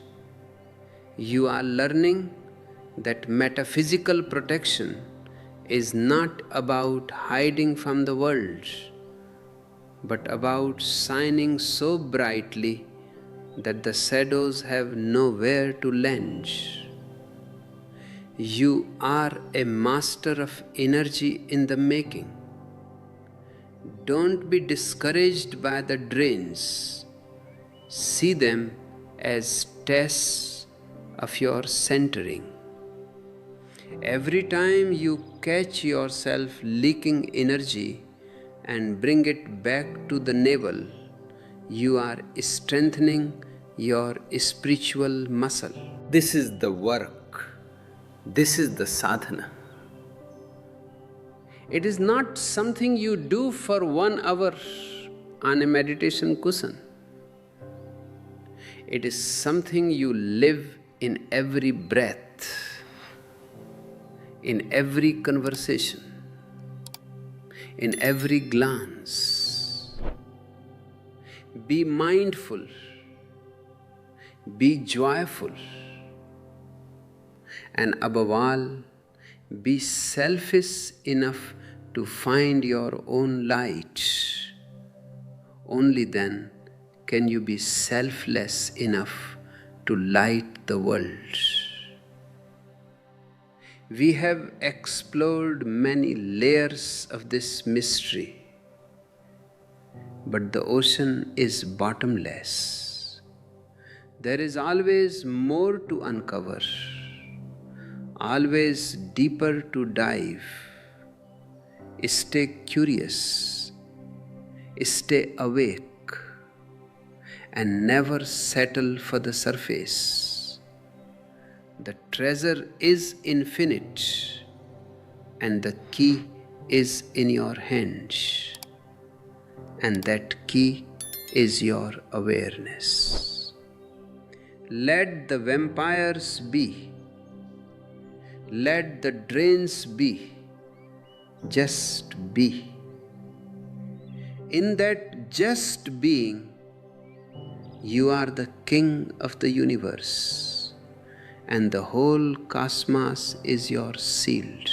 Now let us turn our attention to a very practical but often overlooked aspect of your energy economy, the alchemy of what you take into your body. In Hidden Mysteries, I explain that everything is food. Your eyes eat light and shapes. Your ears eat sounds, and your stomach eats the grosser elements of the earth. If you are trying to build a metaphysical shield, you cannot ignore the quality of the bricks you are using. If you eat food that is full of violence, fear, and stagnation, how can you expect your aura to be luminous and vibrant?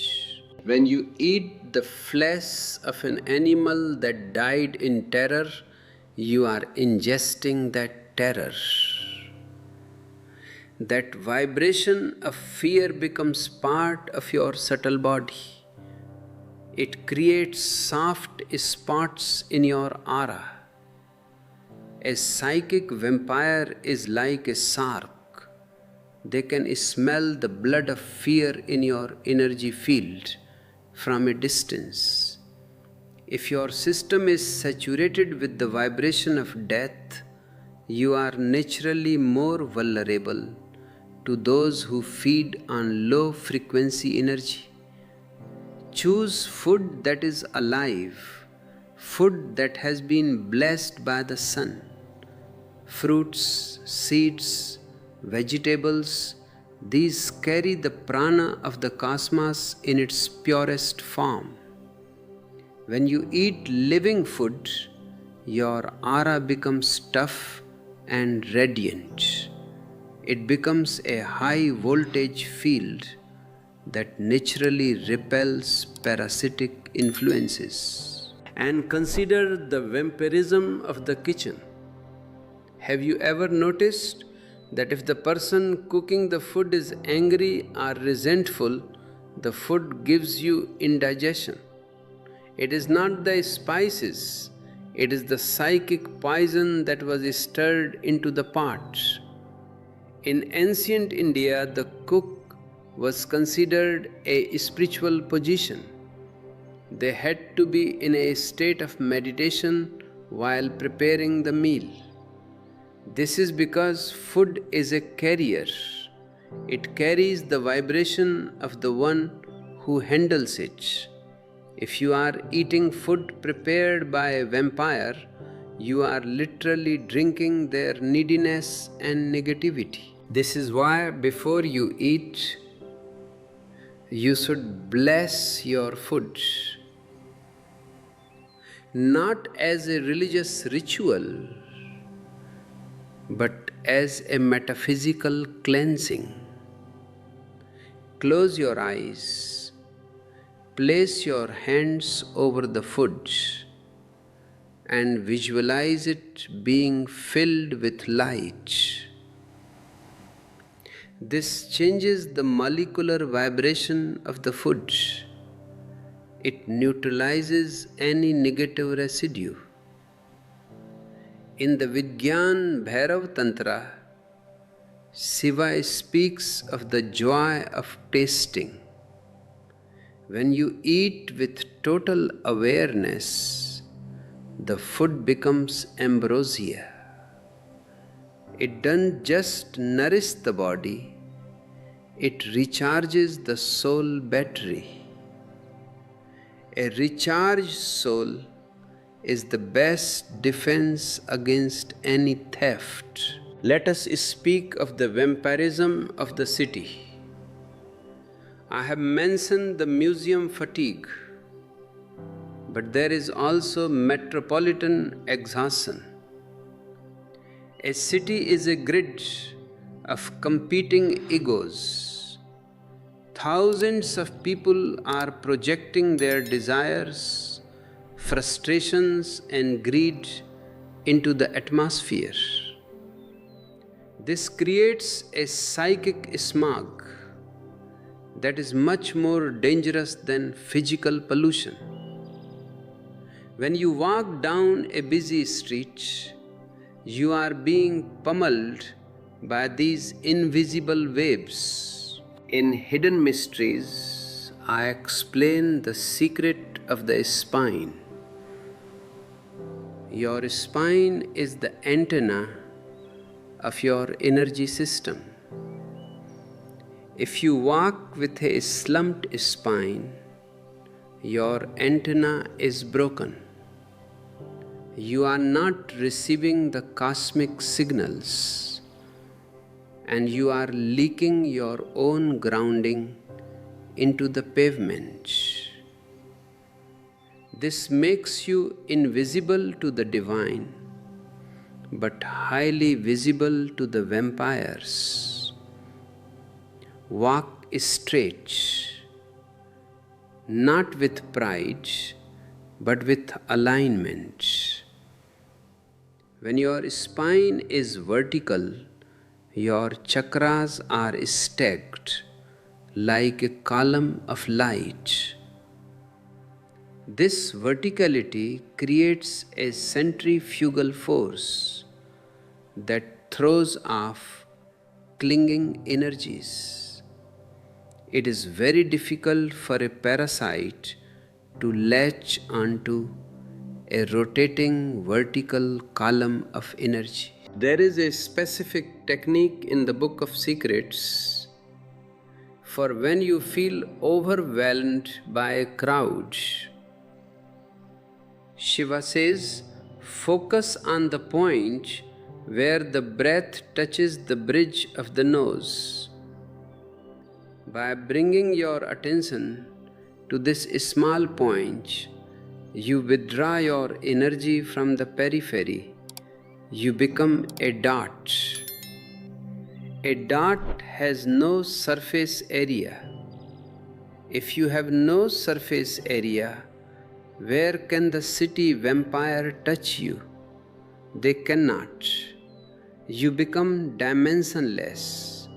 You can walk through a crowd of 10,000 people and remain as solitary as if you were on a mountain top. People often ask me about energy cards in relationships. They say, Osho, I have broken up with this person, but I still feel them pulling at me. This is because the physical body has separated, but the etheric body is still plugged in. You have psychic umbilical cords attached to your solar plexus or your genitals. These cords can persist for years, even across lifetimes. To cut these cords, you don't need a knife, you need awareness. In Hidden Mysteries, I speak about the secret of the mirror. Stand before a mirror and look into your own eyes. Realize that the reflection is just a form, but the one who is looking is the formless. Now visualize the other person and see the card connecting you. Instead of fighting the card, simply withdraw your recognition of it. Say to yourself, I am not this connection, I am the source. The moment you stop identifying with the relationship, the card loses its power. It withers like a root that has been pulled out of the soil. A psychic vampire relies on your recognition. They need you to believe that you owe them something or that you are connected to them. If you drop the belief, the energy bridge collapses. They might try to call you or message you or guilt trip you. These are all attempts to re-establish the bridge. Don't react. Every reaction is a brick in the new bridge. Stay silent. Stay centered. Let the old bridge fall into the river of the past. Let us explore the vampirism of the intellectual. There are people who consume your originality. They have no thoughts of their own, so they pick your brain.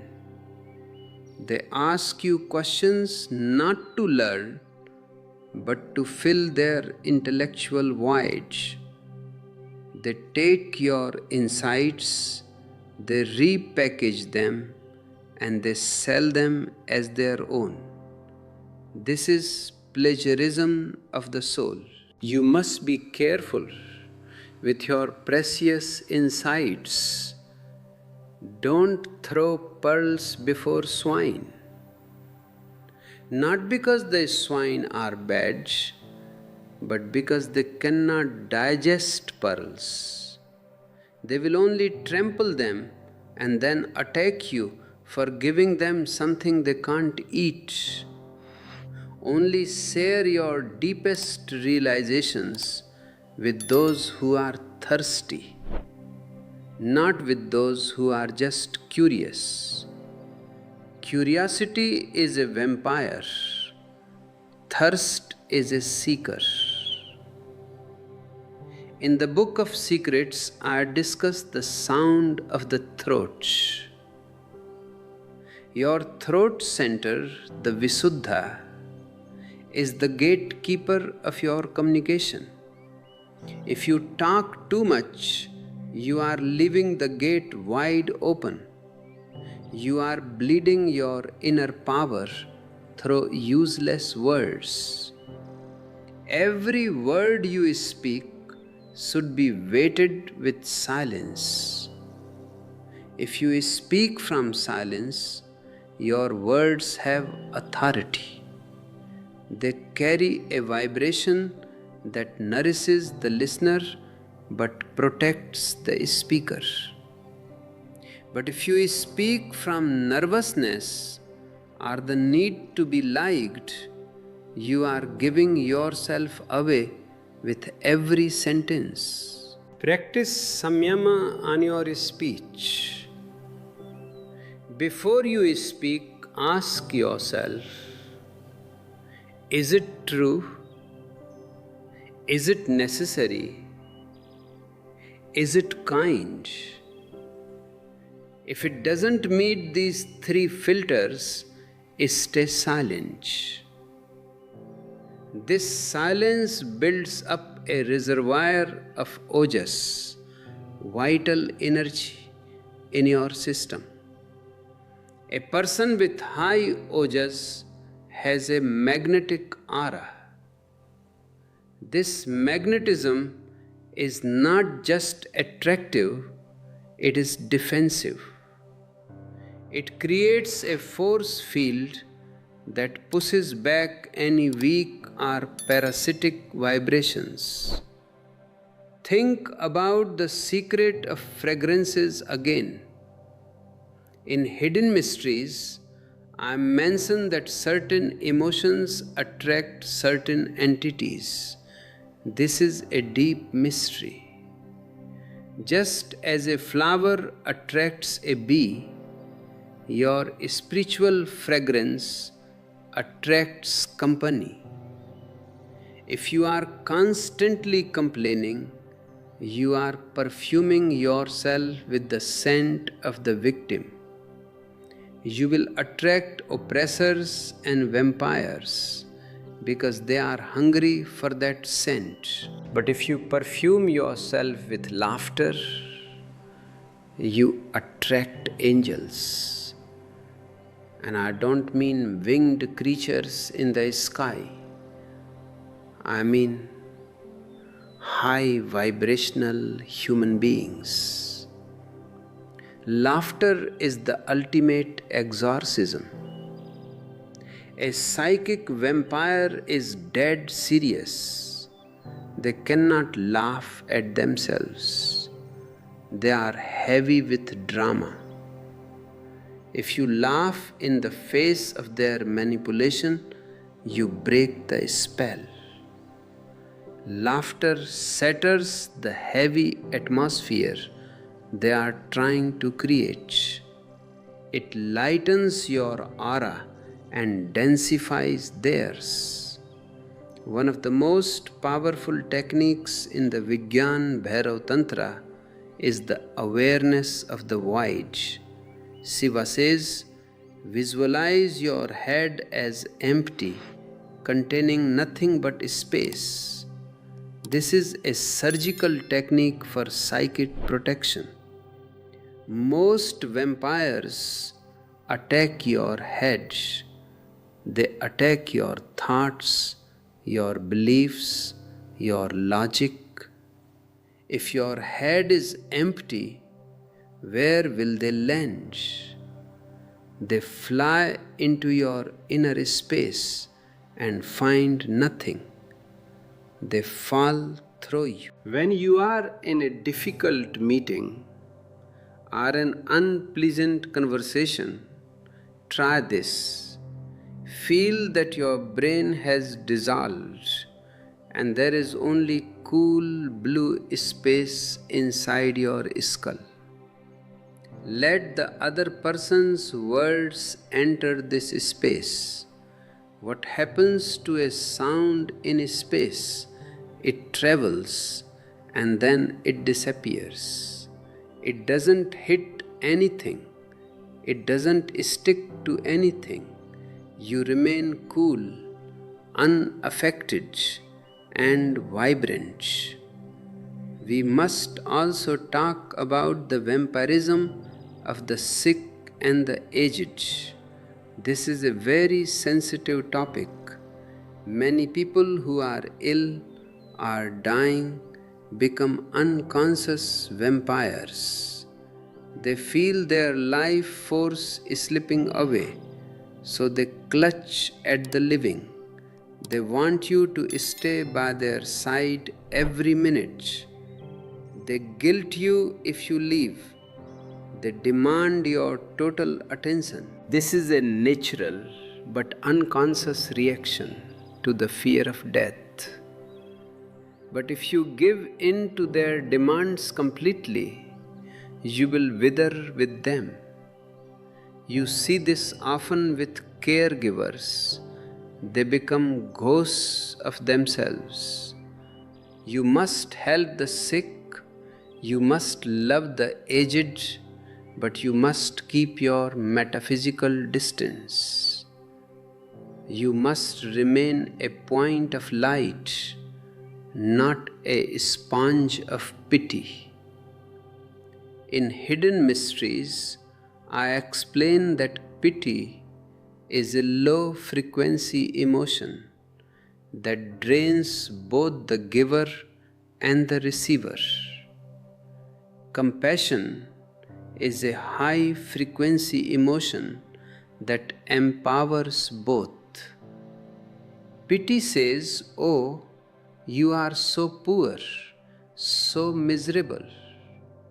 Compassion says, "I see your suffering, but I also see your divine spark. I will hold the light for you so you can find your own way out." When you have compassion, you are protected. When you have pity, you are vulnerable.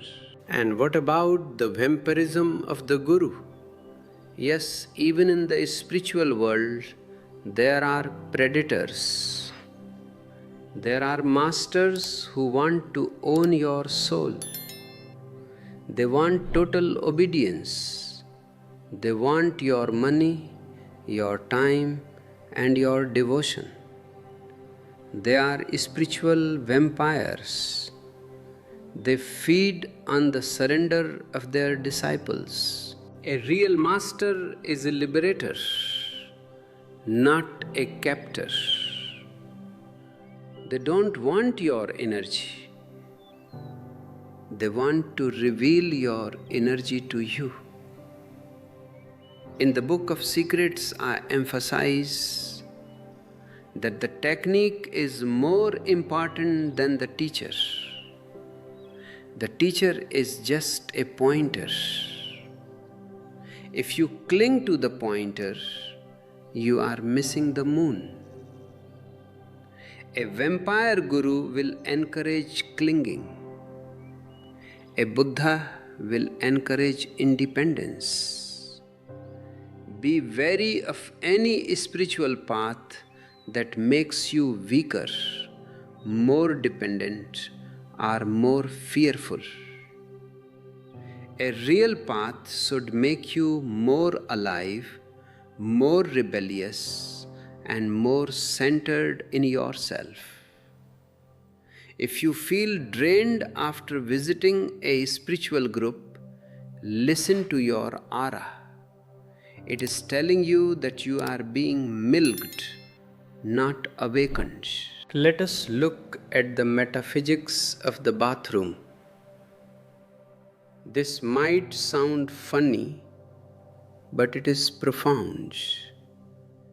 In Hidden Mysteries, I speak about water as a psychic sponge.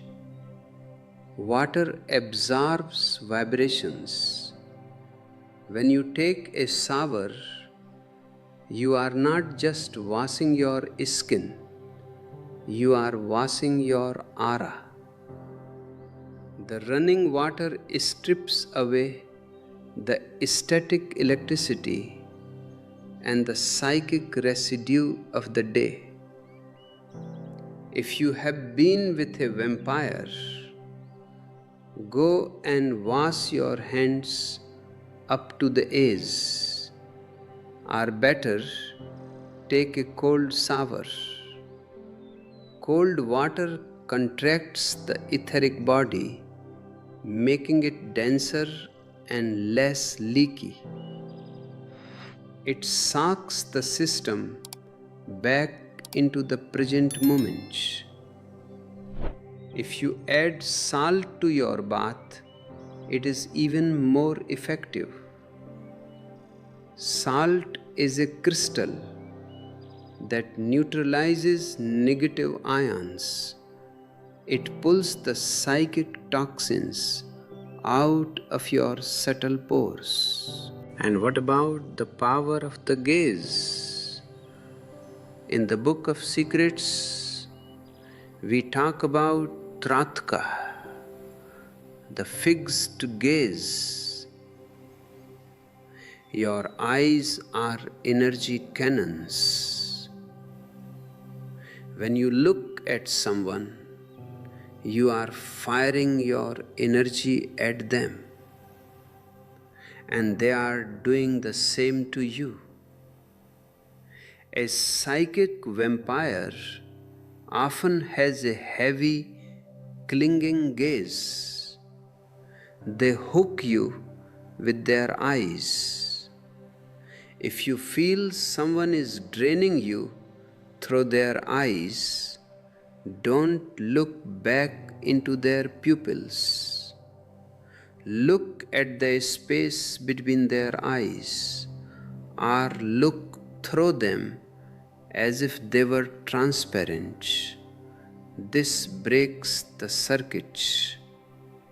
Your energy doesn't connect with theirs. It is like trying to plug a cord into a socket that isn't there. I want to tell you about the Mullah Nasruddin and the thief. A thief entered the mullah's house at night. The mullah saw him, but instead of fighting, the mullah started helping the thief. He pointed out where the valuables were. The thief was confused. He said, "Why are you helping me?" The mullah said, "I have been looking for these things myself for years and couldn't find them. If you find them, let me know and we will share." The thief was so bewildered by the mullah's lack of resistance that he ran away without taking anything. This is the secret of non-resistance. A vampire thrives on your resistance. They want you to struggle. They want you to protect your treasure. If you say, "What treasure? I am a beggar. I have nothing to give," they lose interest. This nothingness is your ultimate shield. In the Vigyan Bhairav Tantra, there is a technique. Imagine your body as a mirror reflecting the whole world. A mirror contains everything, but it holds nothing. A vampire looks at a mirror and only sees themselves. They cannot steal from a mirror. They can only interact with their own reflection. Become a mirror. When people come to you with their problems, their dramas, their needs, reflect them back. Don't absorb them. Don't chew on them. Just reflect. They will see their own madness in your silence. They might get angry. They might get scared, but they will stop draining you. They will realize that you are not there. Only the reflection is there. This is the art of being a witness. It is the golden key to all hidden mysteries. When you are a witness, you are undrainable. You are the sun that shines on the thief and the saint alike. The thief cannot steal your light, and the saint cannot add to it. You are Purnam, the whole. As we come to the conclusion of this long discourse, I want you to feel your energy right now. Are you tired? Or are you vibrant? If you have been listening with awareness, you should feel recharged. Because these words are not just information, they are transportation. They have carried you to a higher frequency. Keep this frequency with you as you step back into the world. Remember the navel, remember the breath, remember the laughter, and remember the mirror. You are not a victim of the vampires. You are a master who has forgotten his power. The vampires are just reminders. They are the alarms that wake you up. Thank them for ringing and then get out of bed. The day of consciousness has dawned. Be free. Be luminous. Be yourself. This is my blessing to you. I see that many of you are asking how to go deeper into these techniques. I have given you the map today, but the journey is yours to take. If you feel a resonance with these hidden mysteries, I invite you to explore the ebooks we have prepared. They are manuals for your inner transformation. And if you want to support this oasis of awareness, you can join our membership or use super things. Your support helps us reach those who are still wandering in the psychic desert. Don't forget to subscribe and share this video. Let the light spread. Let the vampires transform into suns. Leave a comment below and tell me, where is your leak? And which technique will you use today to seal it? I read your hearts in your words. Goodbye for now. But remember, in the dimension of the soul, there is no distance. We are always together in the one silence. Beloved ones, I am with you. Now let us delve into the secret of the social mask. From the moment you are born, society begins to dress you in masks. You are given a name, a religion, a nationality, and a set of proper behaviors. These masks are not you, but you become so identified with them that you spend all your energy trying to maintain them. This is the greatest unconscious drain in human existence. Maintaining a mask requires a constant expenditure of life force. It is like holding a heavy shield in front of your face all day long. Not only are you exhausted by the weight of the mask, but the mask itself becomes a handle for the psychic vampires. Every mask has a vulnerability. If your mask is the good person, the vampire will use guilt to drain you. If your mask is the intelligent person, they will use doubt to drain you. If your mask is the successful person, they will use envy or comparison. You are being drained by your own acting. I tell you, drop the masks. Be authentic.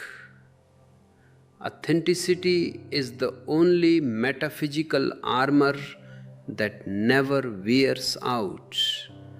When you are simply yourself, without any pretension, you are solid. There is no gap between who you are and what you sow. Where there is no gap, there is no leak. In Hidden Mysteries, I speak about the secret of the key once more. The key to your energy is awareness. But most of you have handed this key over to others. You have given the key of your happiness to your spouse, the key of your self-worth to your boss, and the key of your peace to the opinion of the crowd. You are standing outside your own treasure house, shivering in the cold, while strangers hold the keys to your inner gold. Is it any wonder you feel drained? You are being robbed because you have left the door open and given the keys away. Take back your keys. This is what I mean by being selfless, by being selfish. To repossess your own awareness is the most virtuous act you can perform. When you own your own happiness, no one can steal it.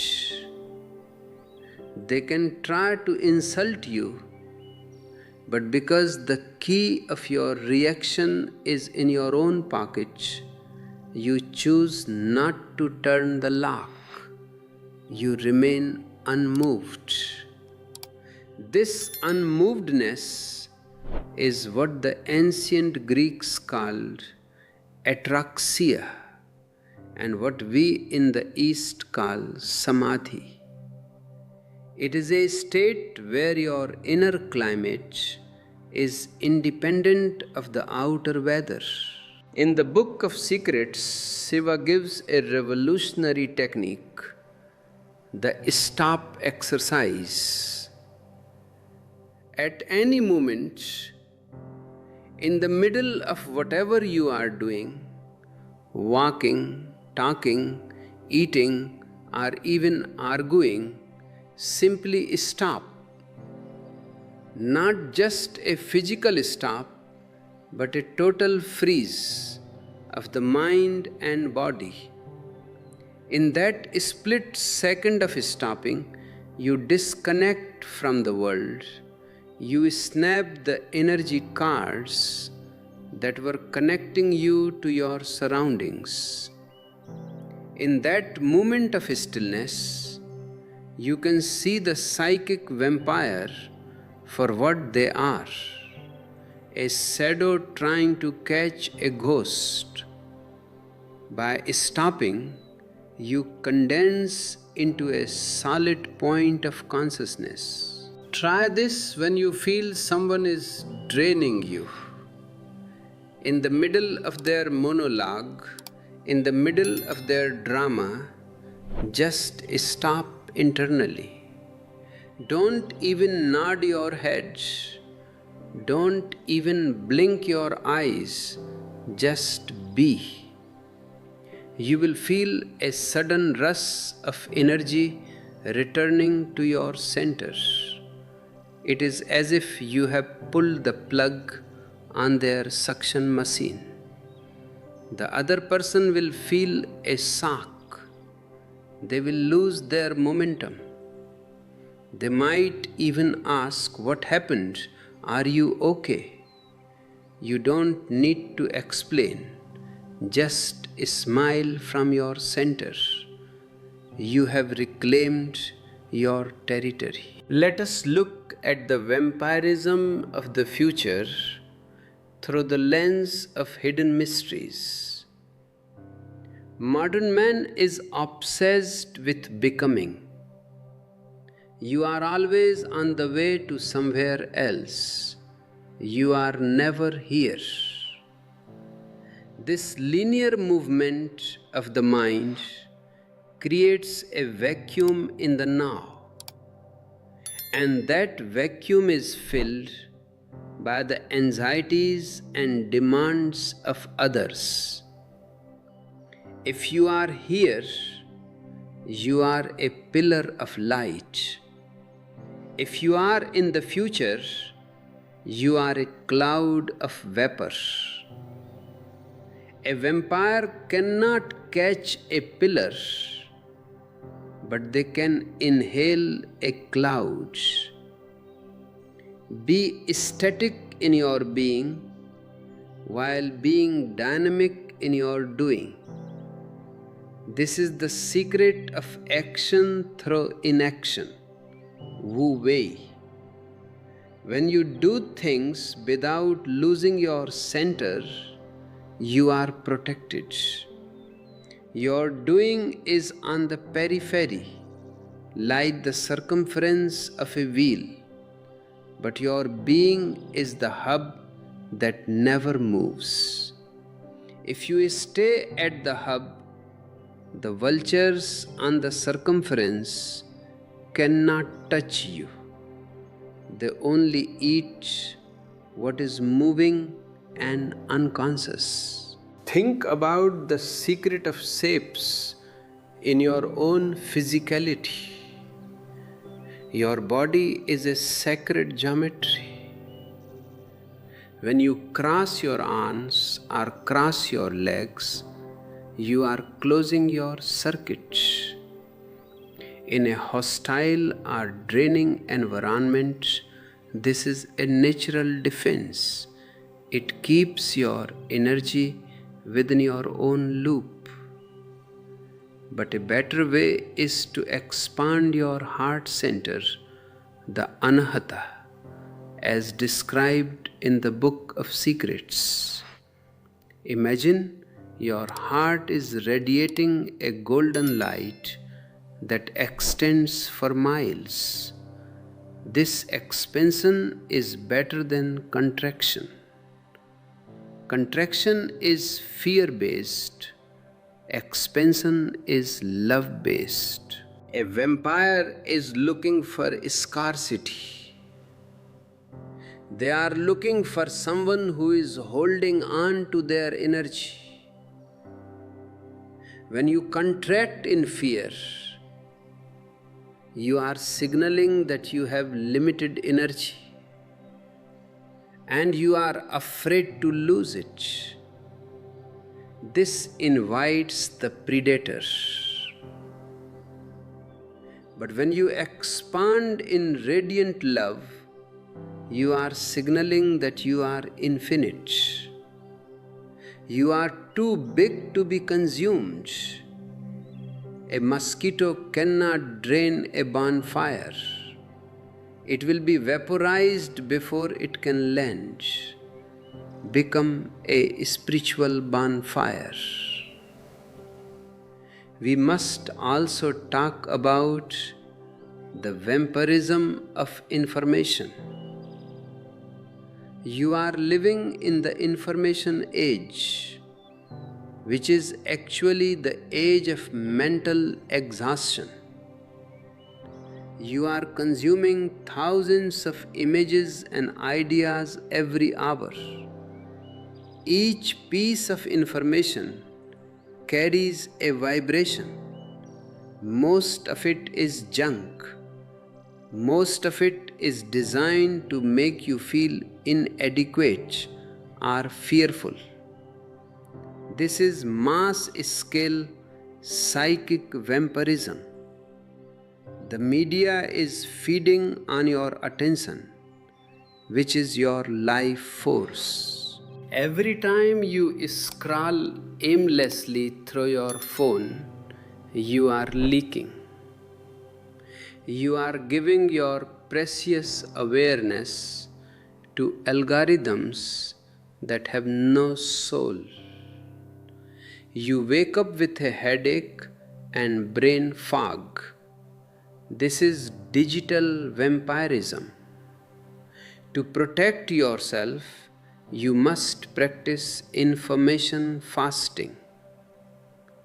In Hidden Mysteries, I speak about the secret of solitude. Spend at least 1 hour a day without any external input. No books, no music, no screens, no people, just you and the silence. In that silence, your aura begins to heal. It is like skin that has been scraped. If you leave it alone, it knits itself back together. Your energy field needs quiet to reset its frequency. If you are always plugged into the global mind, you will always be drained. You must unplug to recharge. This solitude is not loneliness, it is aloneness.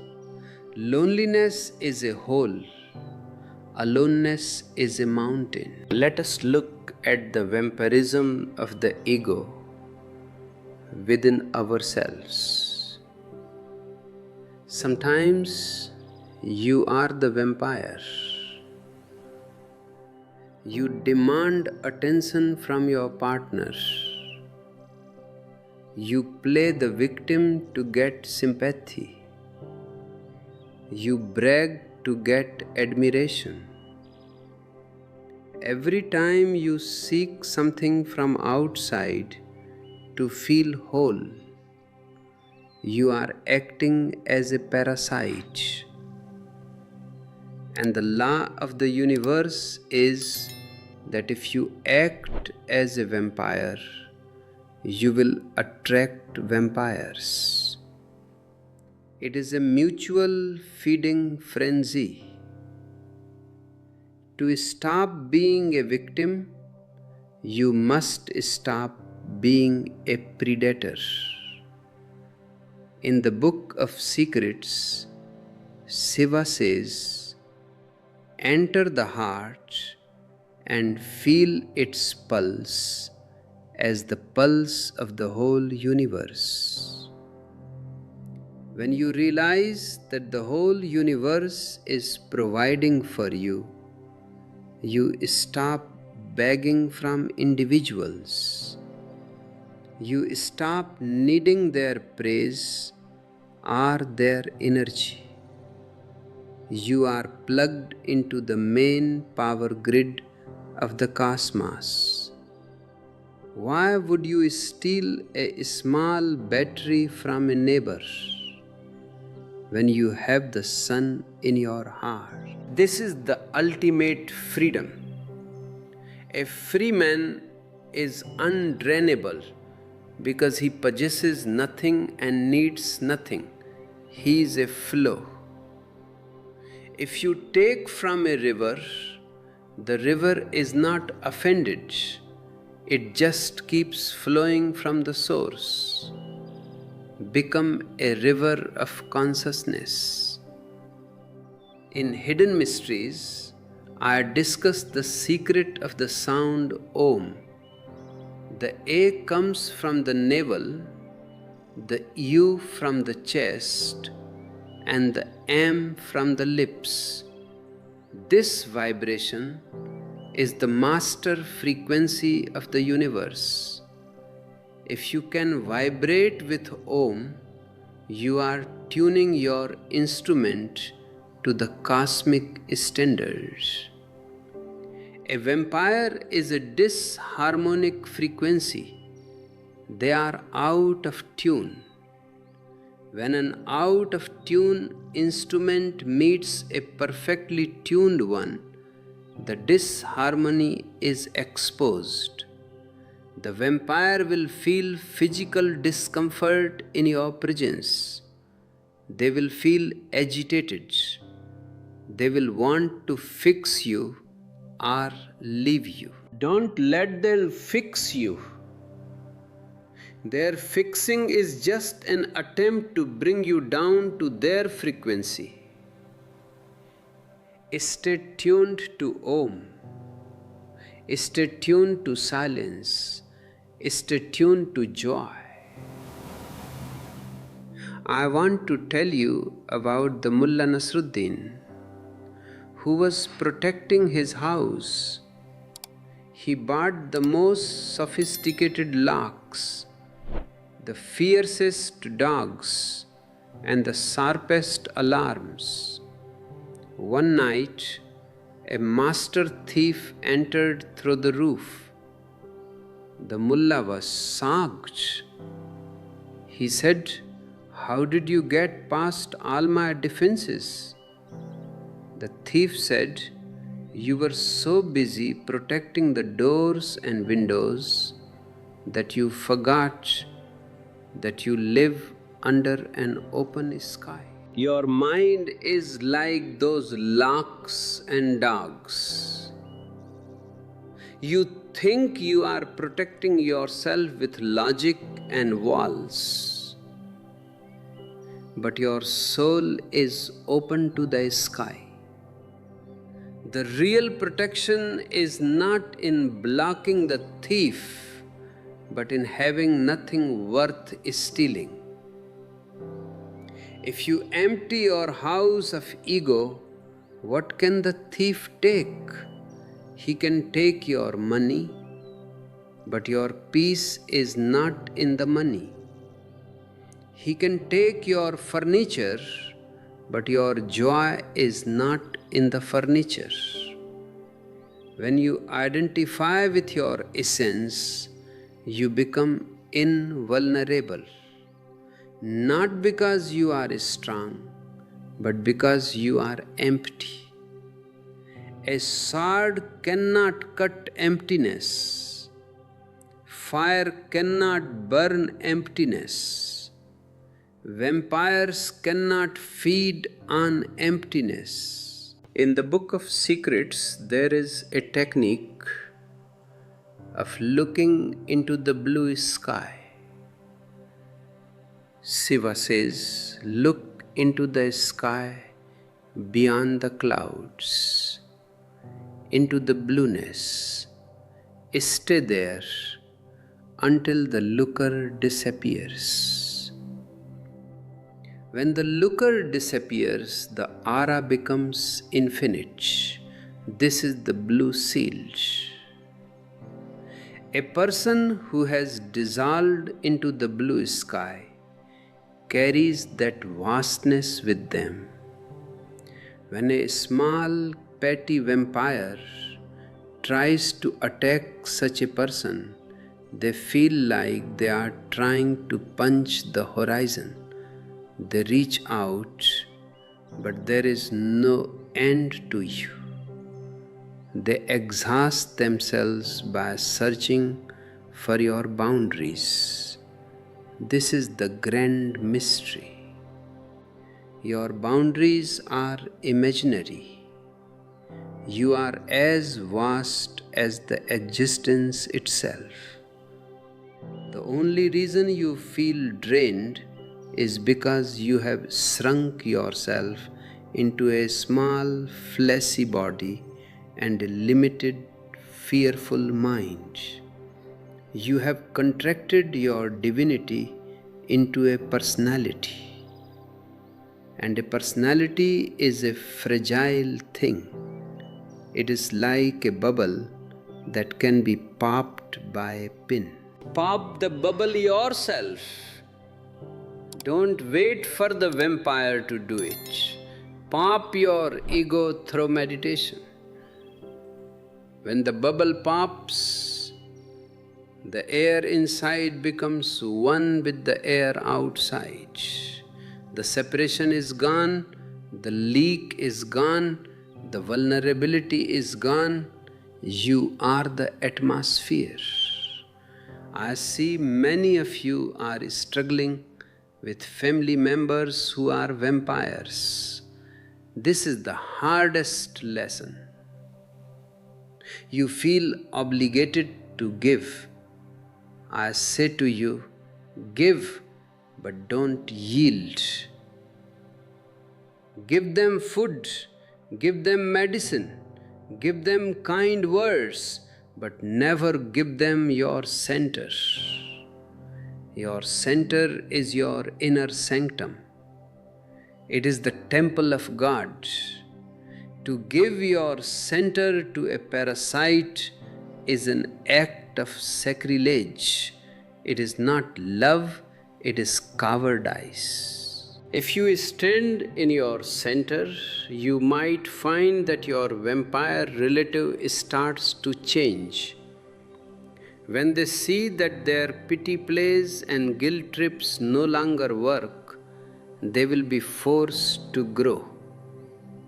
You are helping them by not being a willing victim.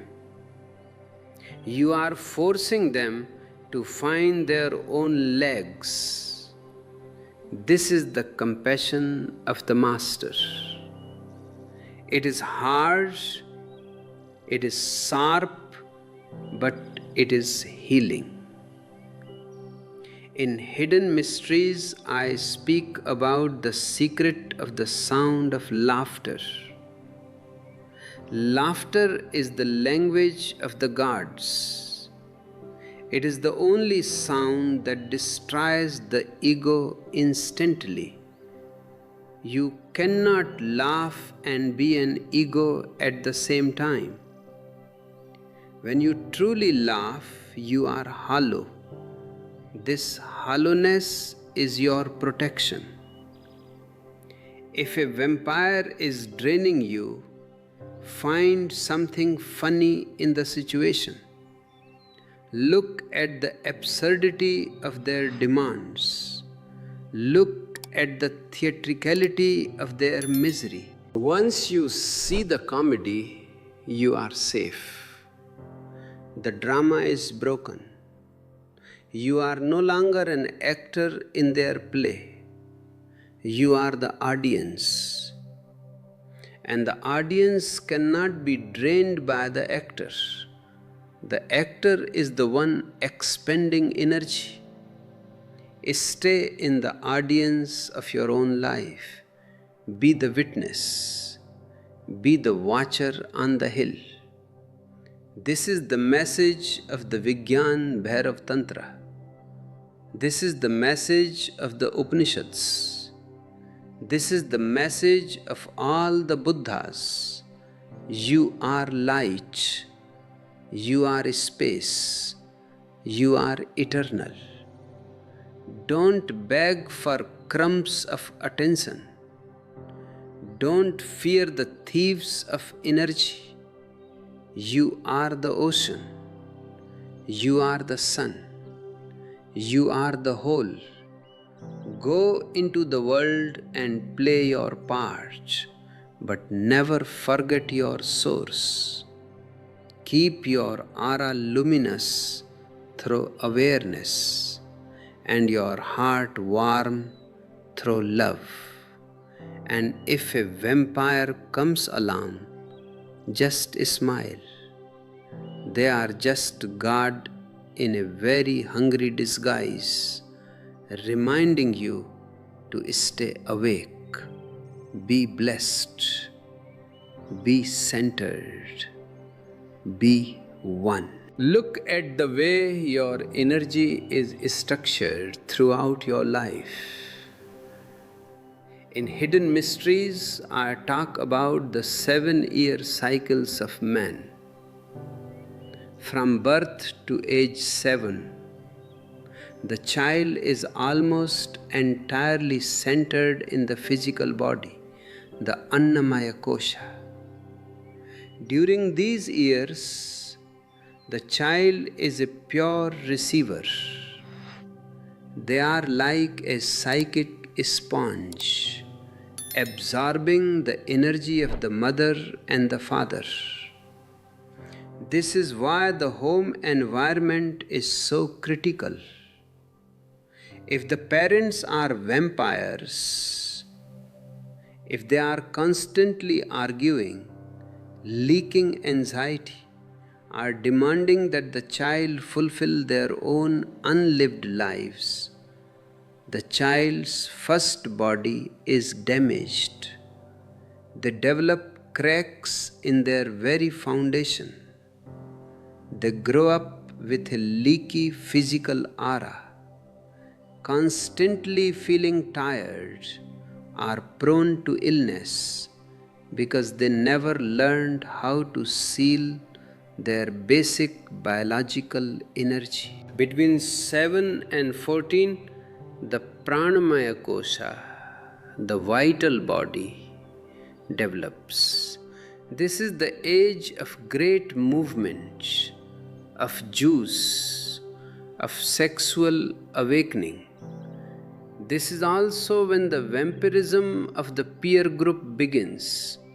Children start to compete for attention, for coolness, for status. This is a battle for prana. When a teenager feels rejected by their friends, they don't just feel sad, they feel depleted. Their vital body is being punctured by the social environment. If you are still carrying the need for approval from your teenage years, you are still living in a leaky pranamaya body. You are still a 14-year-old begging for psychic crumbs from a world that doesn't care. I want you to understand the secret of the Tirthas, the holy places.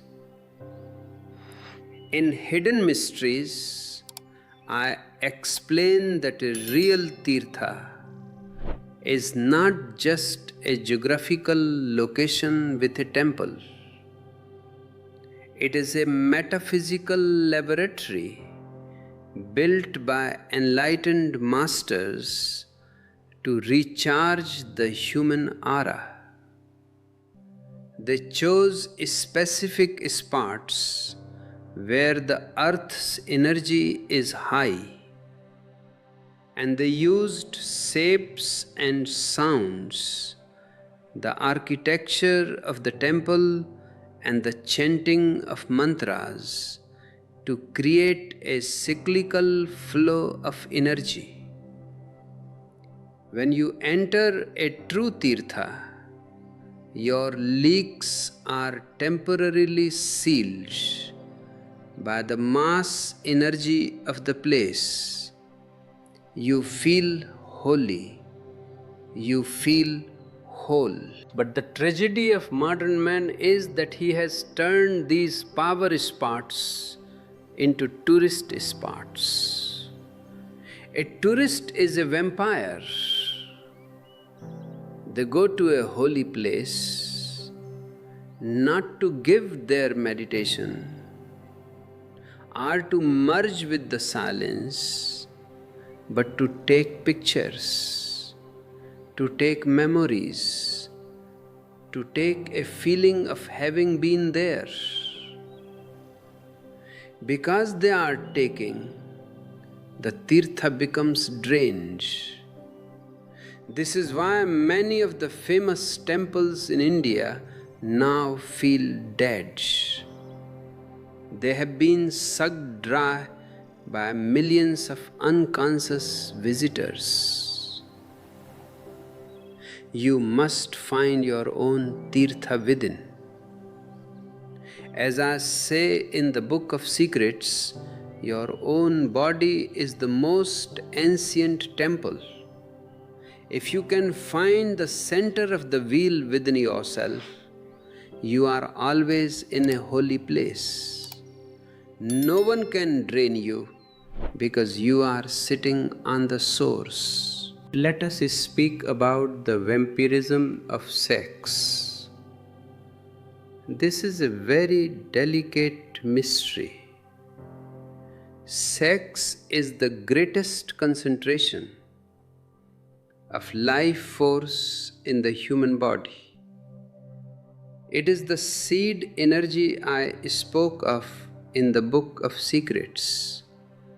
When two people meet in sex, it can be a sacred marriage where energy is multiplied, or it can be a mutual theft.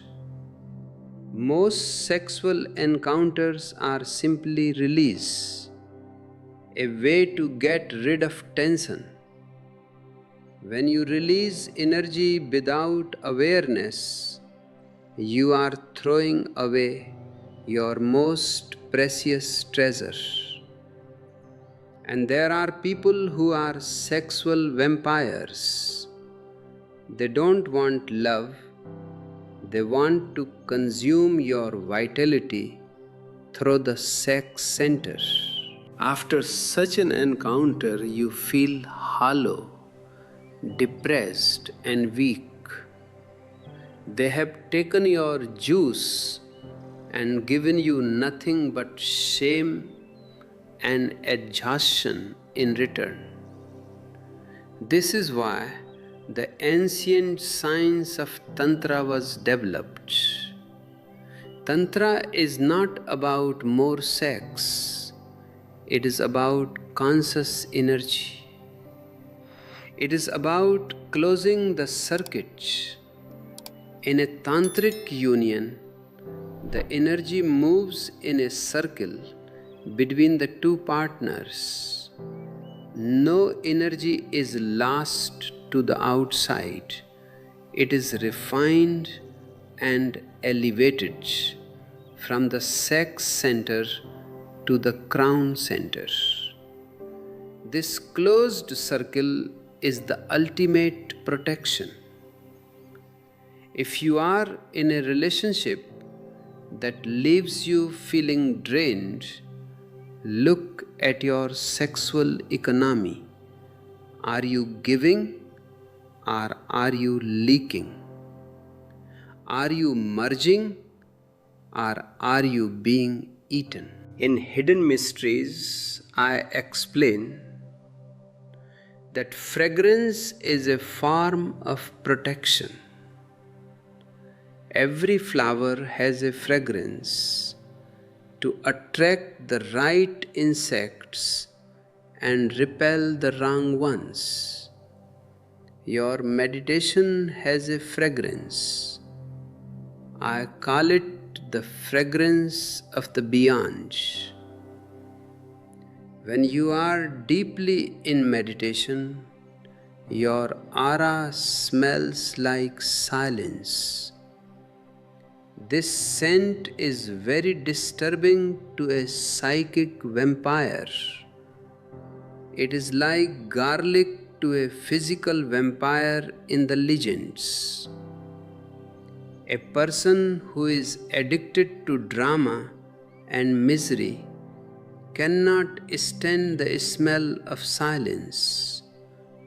They will find you boring, cold, or unreachable. This boredom they feel is your shield. Let them be bored.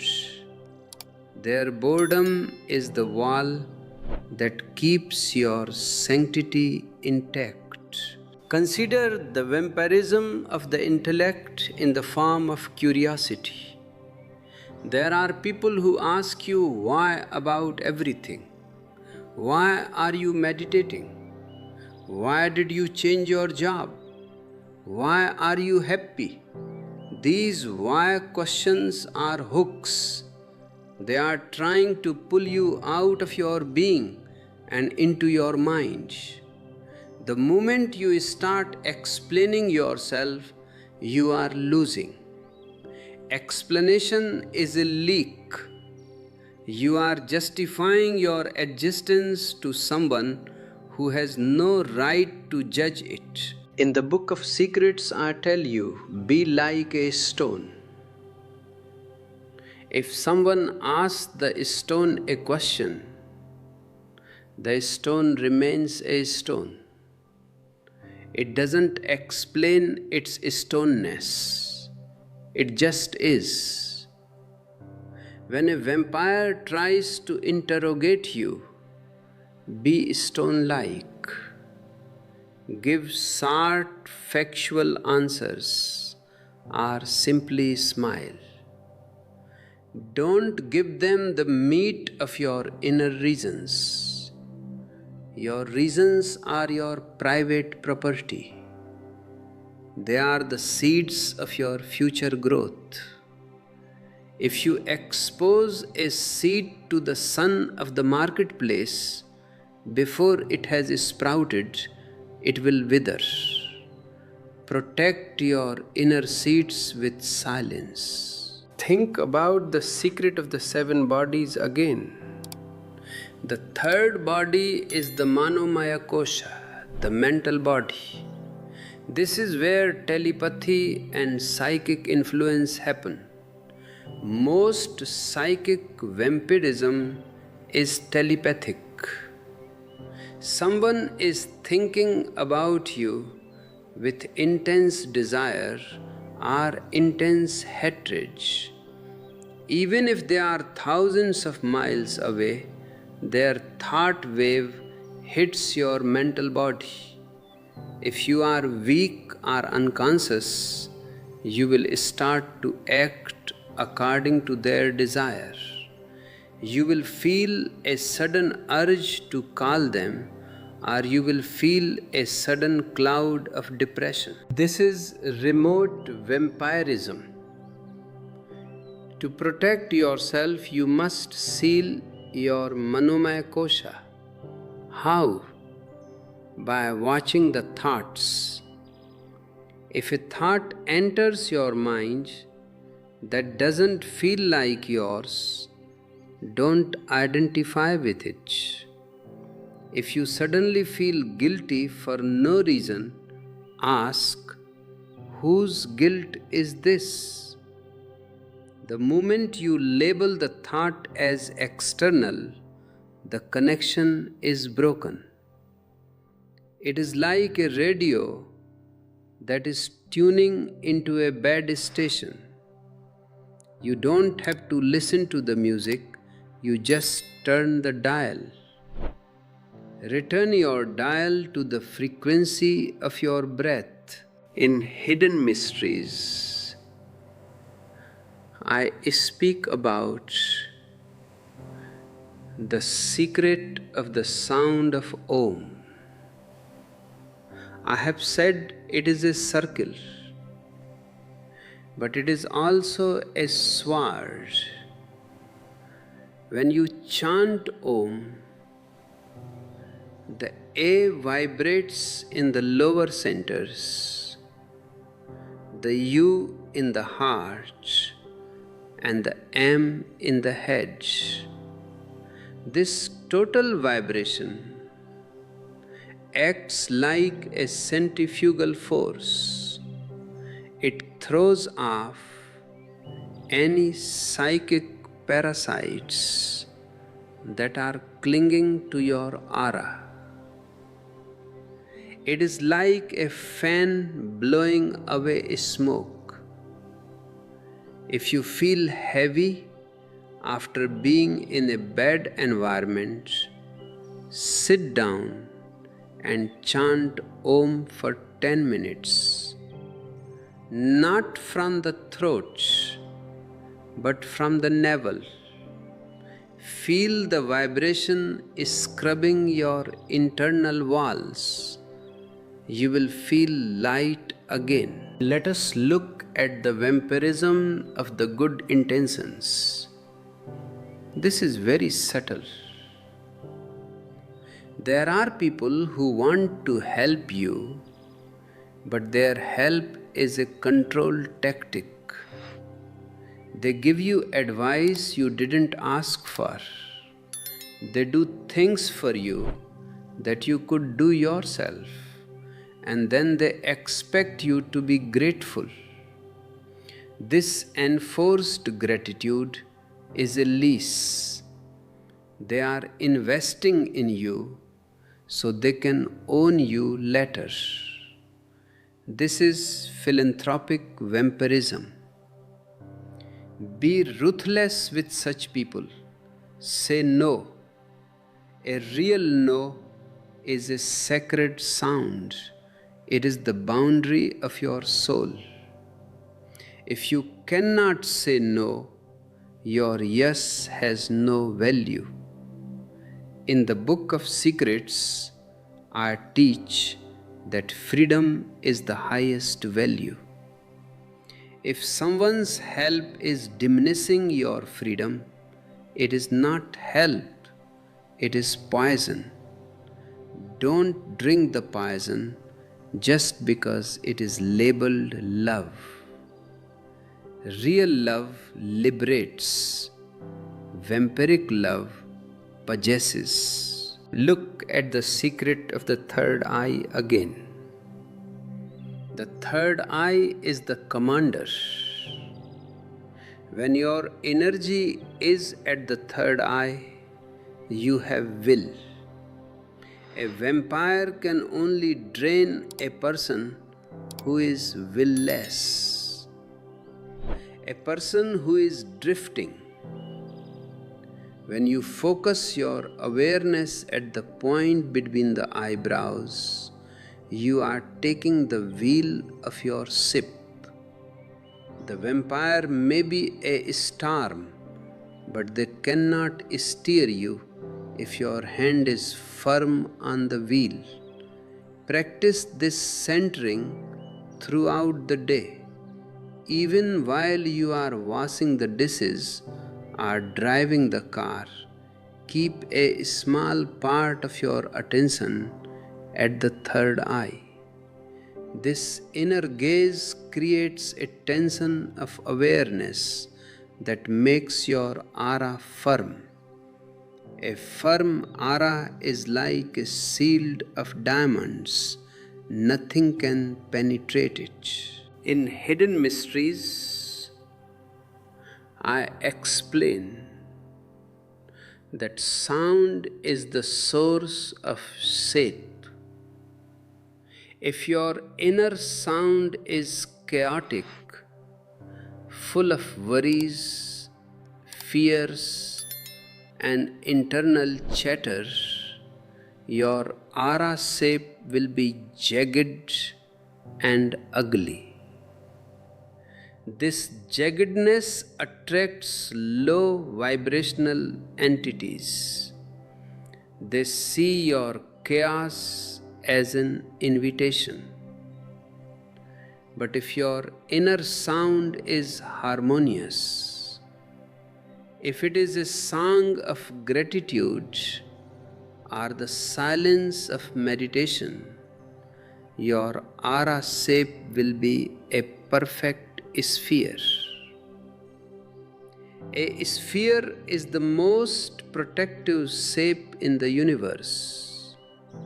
It has no corners for hooks to catch.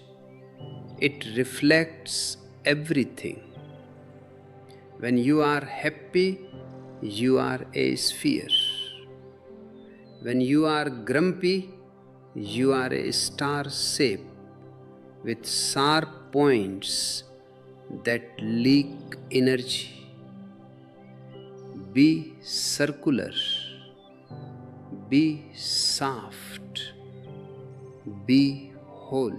We must also talk about the vampirism of the dead. In Hidden Mysteries, I speak about pretas, hungry ghosts. These are consciousness fragments that have left the body but are still clinging to earthly desires. They hang around places of low vibration, bars, hospitals, graveyards, or the houses of depressed people. They feed on your negative emotions. If you are angry, they add to your anger so they can smell the smoke. If you are lustful, they stimulate your lust so they can taste the heat. This is why spiritual cleanliness is so important. If you meditate every day, you burn the residue that these ghosts feed on. You become transparent to them. They are looking for dirt, and if you are clean, they don't see you. They pass through you like shadows through glass. Your meditation is your invisibility cloak. I want to tell you about the Mullah Nasruddin, who was cursed by a magician. The magician said, "From now on, every time you speak, a piece of gold will fall from your mouth. You would think the mullah would be happy, but within a week he was exhausted, thin, and terrified. Why? Because everyone he met was prodding him to talk. They were vampires of his words. They didn't care what he said, they only cared about the gold. Your energy is that gold,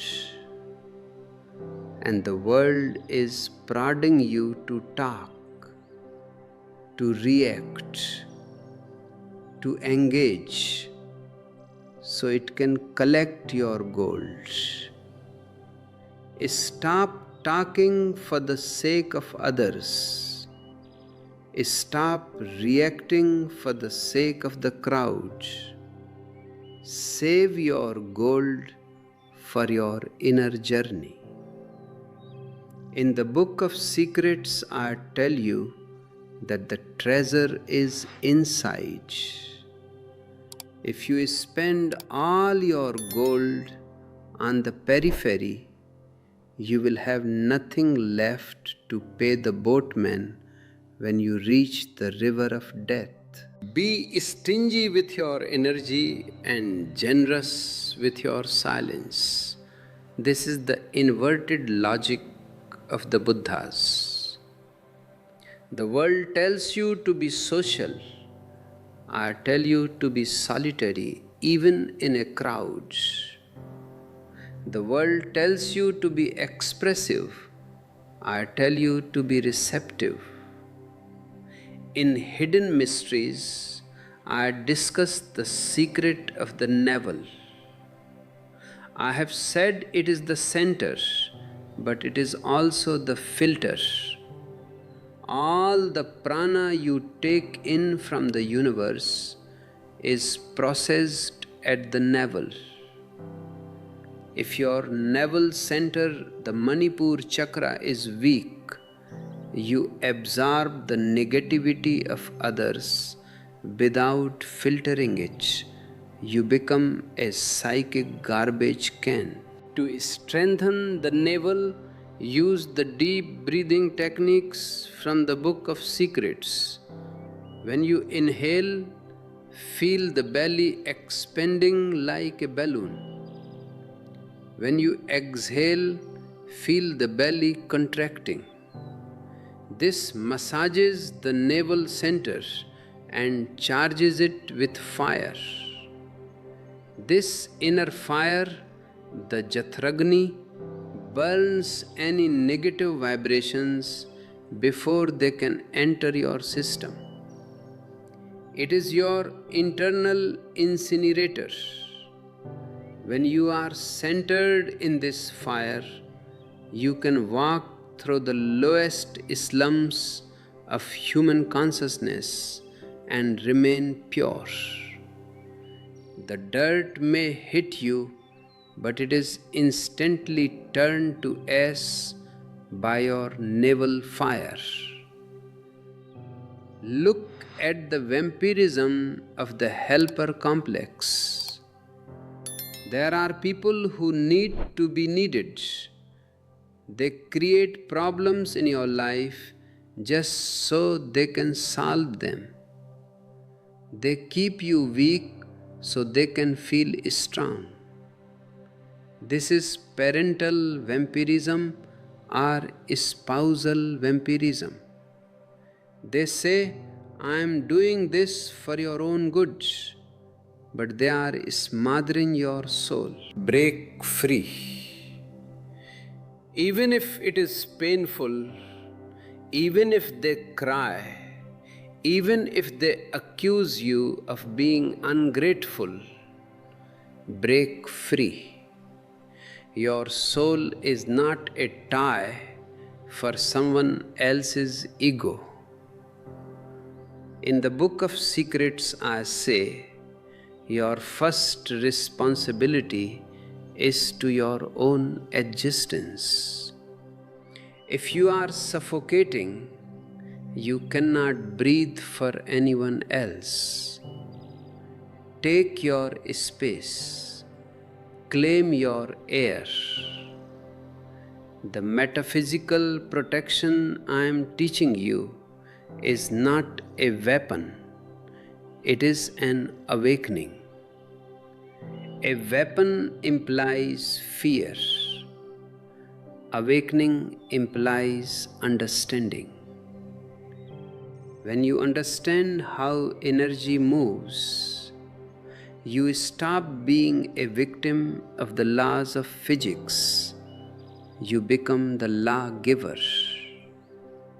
You are not a passive observer in this universe. You are a radiant participant. Your awareness is a force that shapes the reality around you. If you believe you are vulnerable, you are vulnerable. If you know you are infinite, you are infinite.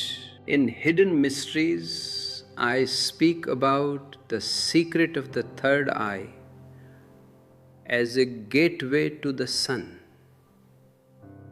When you look through the third eye, you are no longer looking with human eyes. You are looking with the eye of Shiva. And the eye of Shiva destroys illusion. Psychic vampirism is an illusion that thrives on unconsciousness.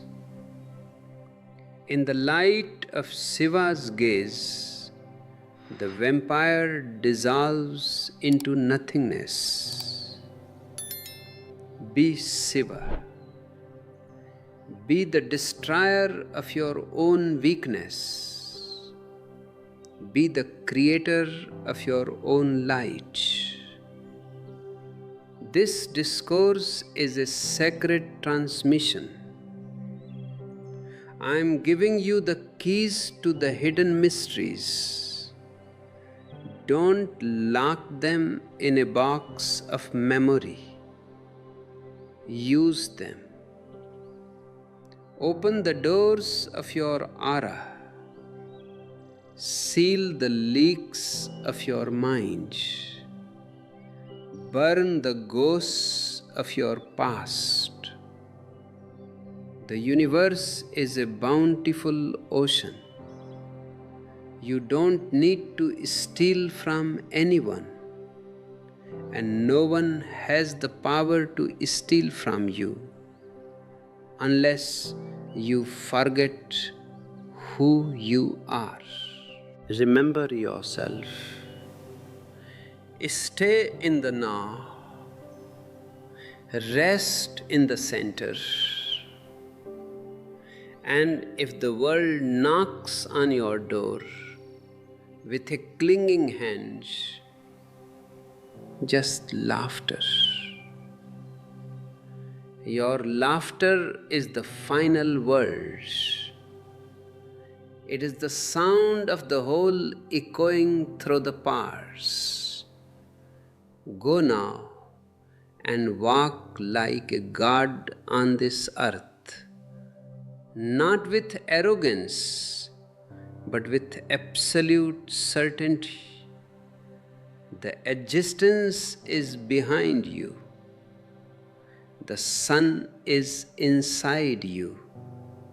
The stars are around you. What is there to fear? What is there to protect? When you are the all, the thief is also you.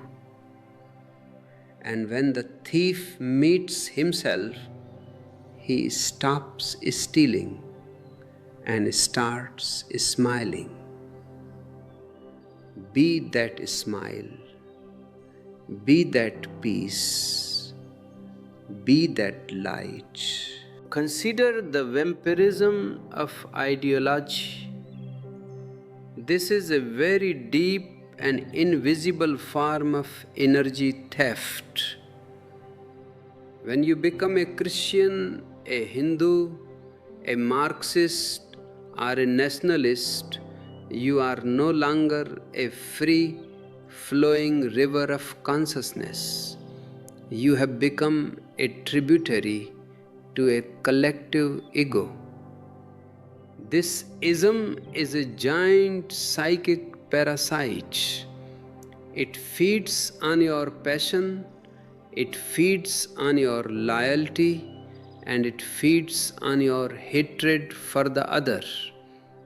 In Hidden Mysteries, I explain that ideas are not just mental abstractions, they are entities in the noosphere, the sphere of human thought.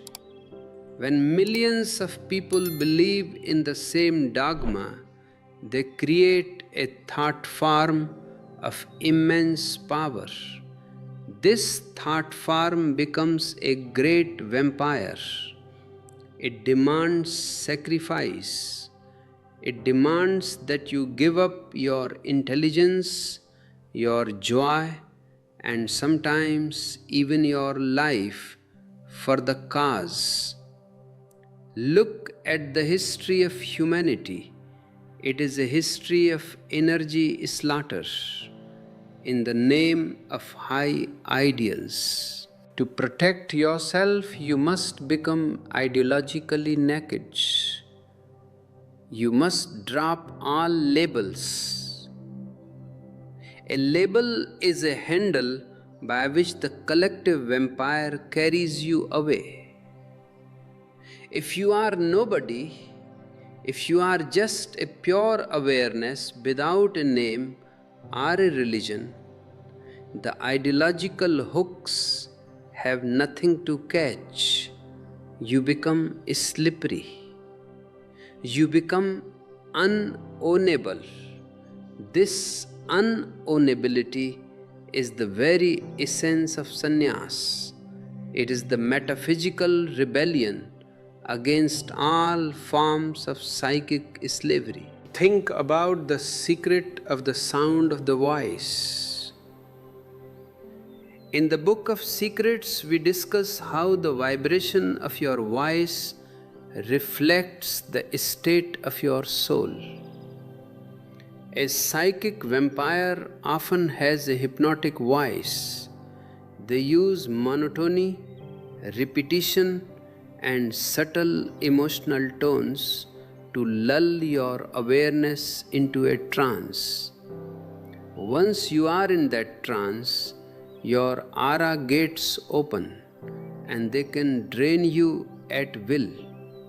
This is how politicians and demagogues operate. They are mass vampires who feed on the vitality of the crowd. To break this hypnotic spell, you must practice dynamic listening. When someone is speaking, don't just hear the words. Listen to the vibration. Listen to the silence behind the words. If the vibration feels heavy, sticky, or demanding, it is a sign of vampirism. Bring your attention back to your navel. The navel is the antidote to the hypnosis of the head. If you stay centered in your belly, no voice in the world can entrance you. You remain sovereign in your own vibrational field. Let us look at the vampirism of the past self. You are not only being drained by others, you are being drained by the ghost of who you used to be.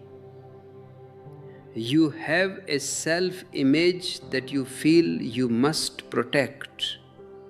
You think, I am a brave person, or I am a spiritual person, or I am a victim. Every time you act to maintain this image, you are leaking. You are feeding a dead version of yourself with your living energy.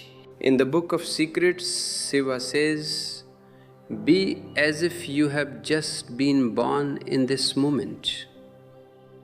A newborn baby has no past self to feed. Their energy is fresh, bubbling, and total. To protect your prana, you must die to every moment. Don't carry the dust of yesterday into today. If you are new in every moment, you are undrainable. A vampire needs a predictable target. They need to know your patterns, your triggers, and your complexes. If you have no past, you have no patterns. You become unpredictable. You become chaotic in a divine way. And chaos is the nightmare of the vampire.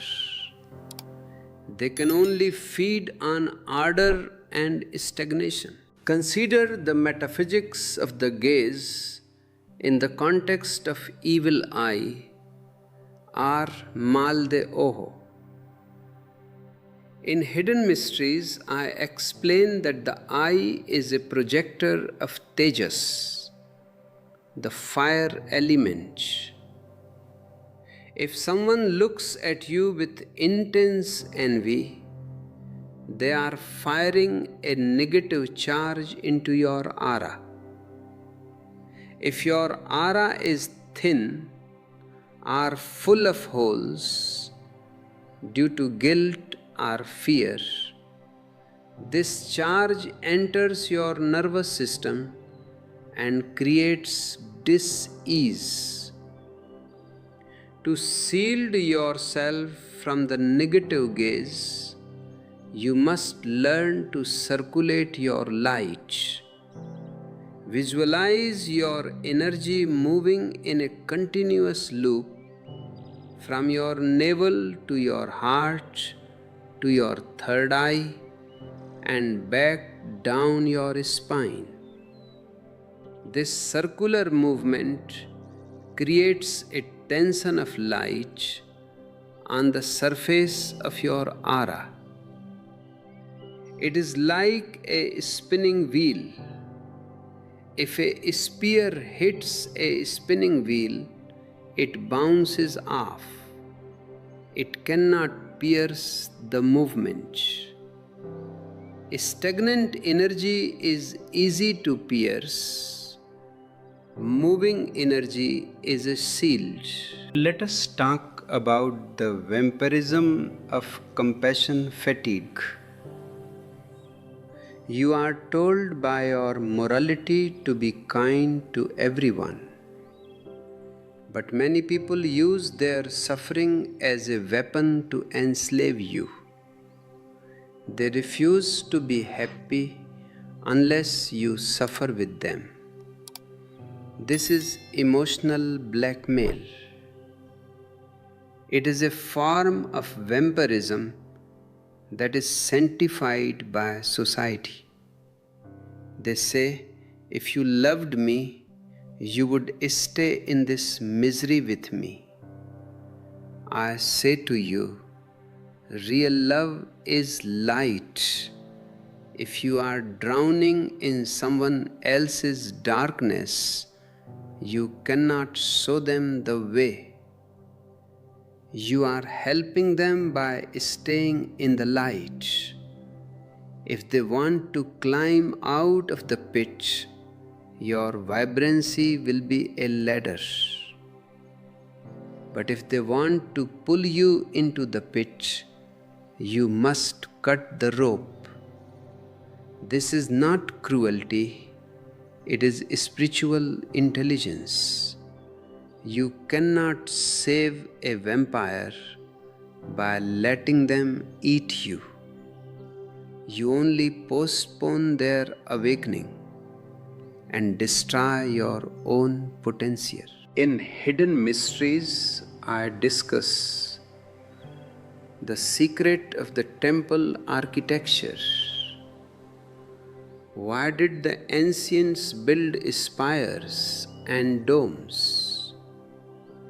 A spire, the shikhara, acts as a lightning rod for cosmic energy. It pulls the unmanifest into the manifest. A dome acts as a reflector that keeps the vibrations circulating inside the sacred space. You can build a metaphysical temple around yourself. When you sit to meditate, visualize a shikhara of white light rising from your crown and a dome of golden light surrounding your body. This geometric shield is not imaginary. It is the use of shape to organize the prana. In this inner temple, you are safe from the psychic smog of the markets. You are plugged into the sun. Think about the vampirism of social media. Every like, every comment, every notification is a tiny needle that pricks your awareness. You are being conditioned to depend on external validation. This is a massive energy drain. You are offering your soul on a digital altar to corporate vampires who sell your attention to the highest bidder. Protect your attention. Your attention is your life. If you spend it on garbage, you will become garbage.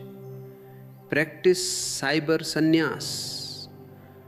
Turn off the notifications. Delete the apps that drain your peace. Spend time looking at a flower or a cloud instead of a screen. A flower gives energy, a screen takes it. This is a simple law of metaphysical economy. Be wise in your investments. In the Book of Secrets, Shiva gives a technique.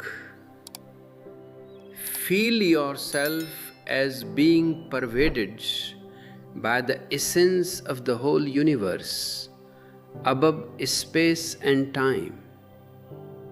When you meditate on this vastness, your aura expands to infinite proportions.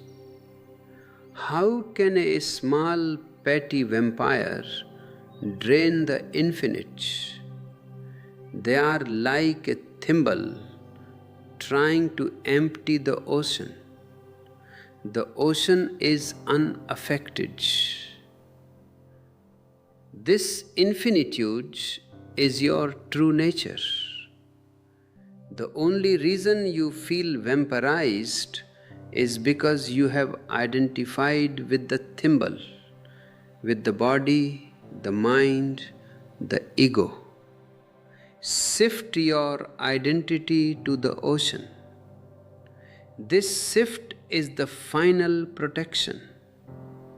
It is not a defense, it is an absorption. You absorb the vampire into your vastness. Their negativity is lost in your infinite peace, like a drop of poison in a sacred sea. Let us look at the vampirism of guilt tripping. This is often used by religious leaders and parents They remind you of your sins, your shortcomings, and your obligations. This reminding is a psychic hook. It triggers a reaction of contraction in your heart. The moment you contract, your energy leaks. Forgive yourself, not because a god told you to, but because guilt is useless. It is dead energy. It serves no one except the vampire who feeds on it. If you have made a mistake, learn from it and move on. Don't carry it as a burden. A burdened soul is a tasty meal for a parasite. A light soul, a sahaj soul, is untouchable. Be light, be playful, laugh at your sins. Laughter is the holy water that washes away the stains of guilt.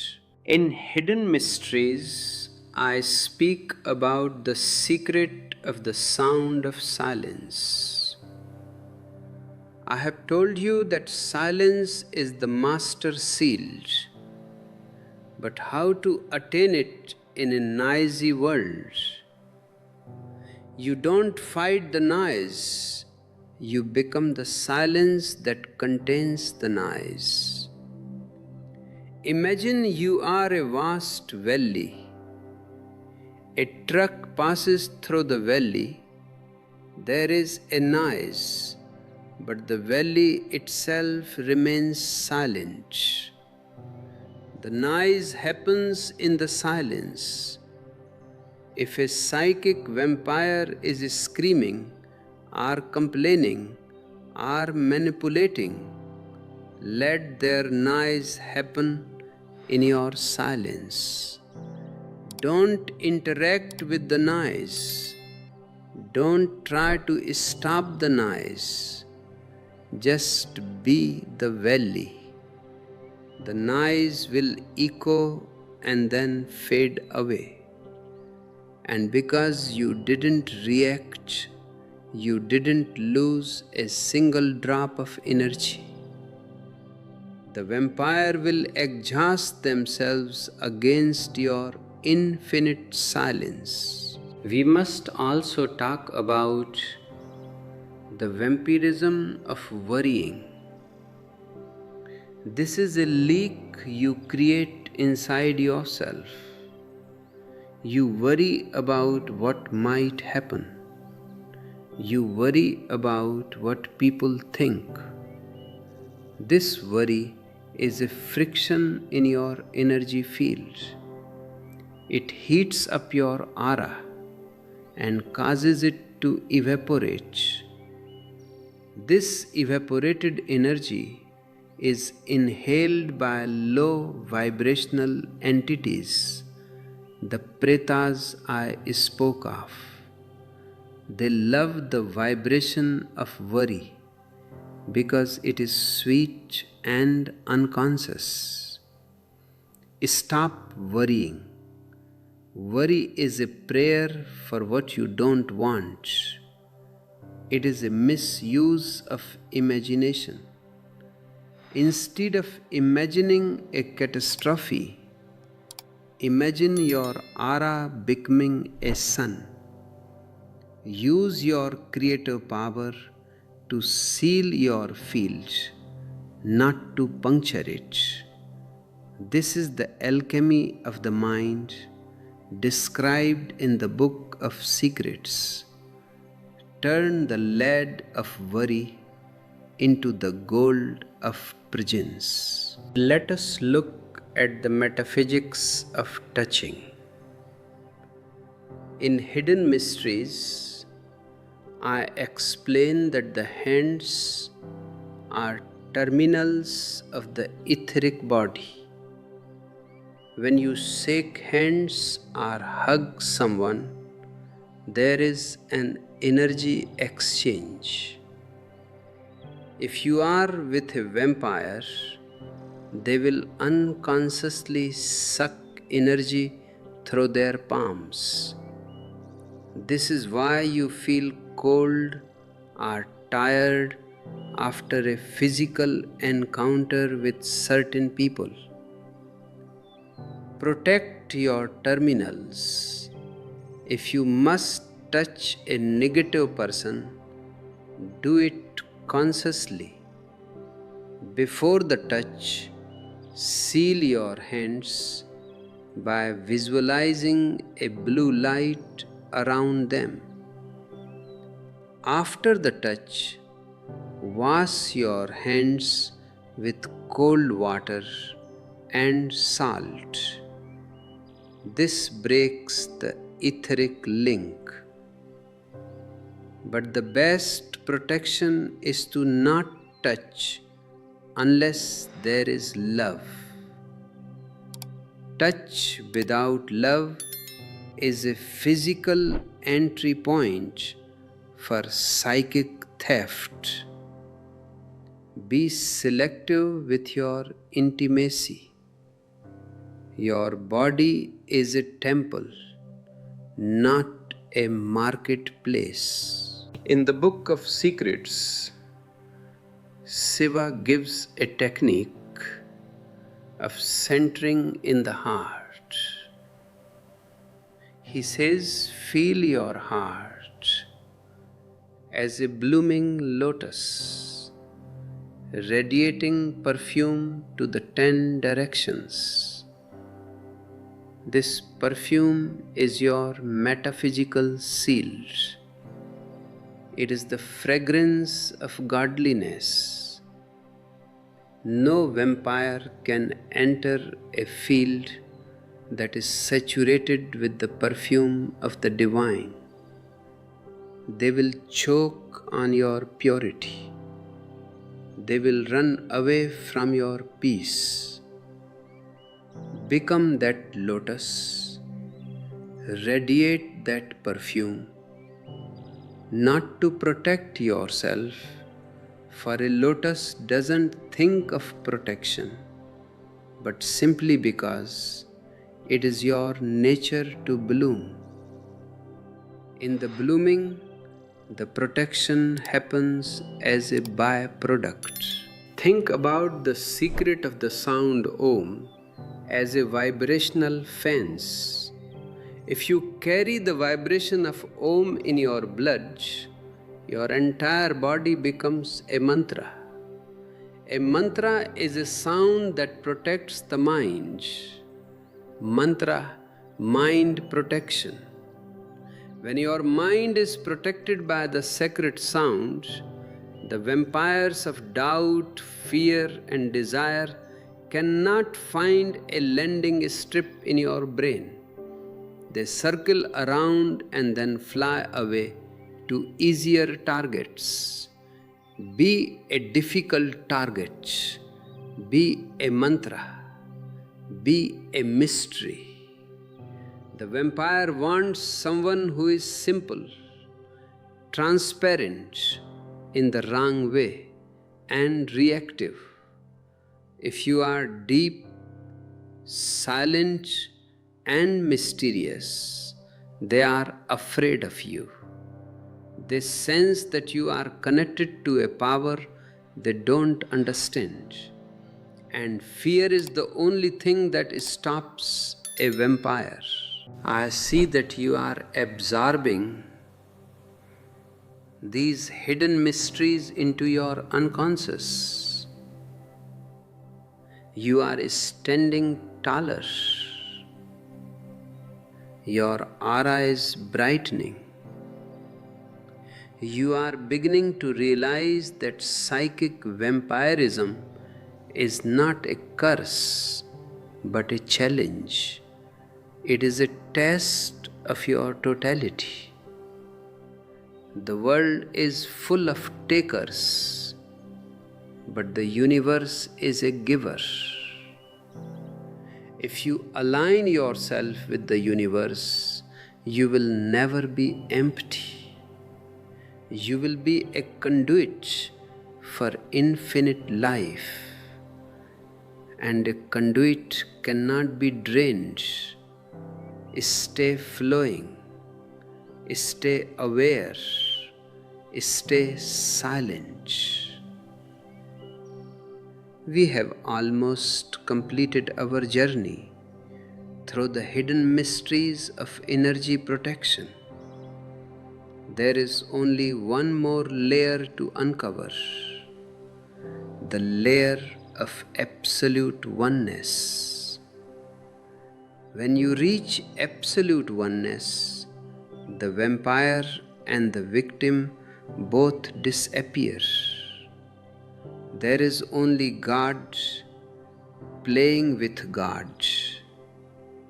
But to reach that height, you must first climb the stairs of individual awareness. You are on the stairs. Don't look back. Don't look down.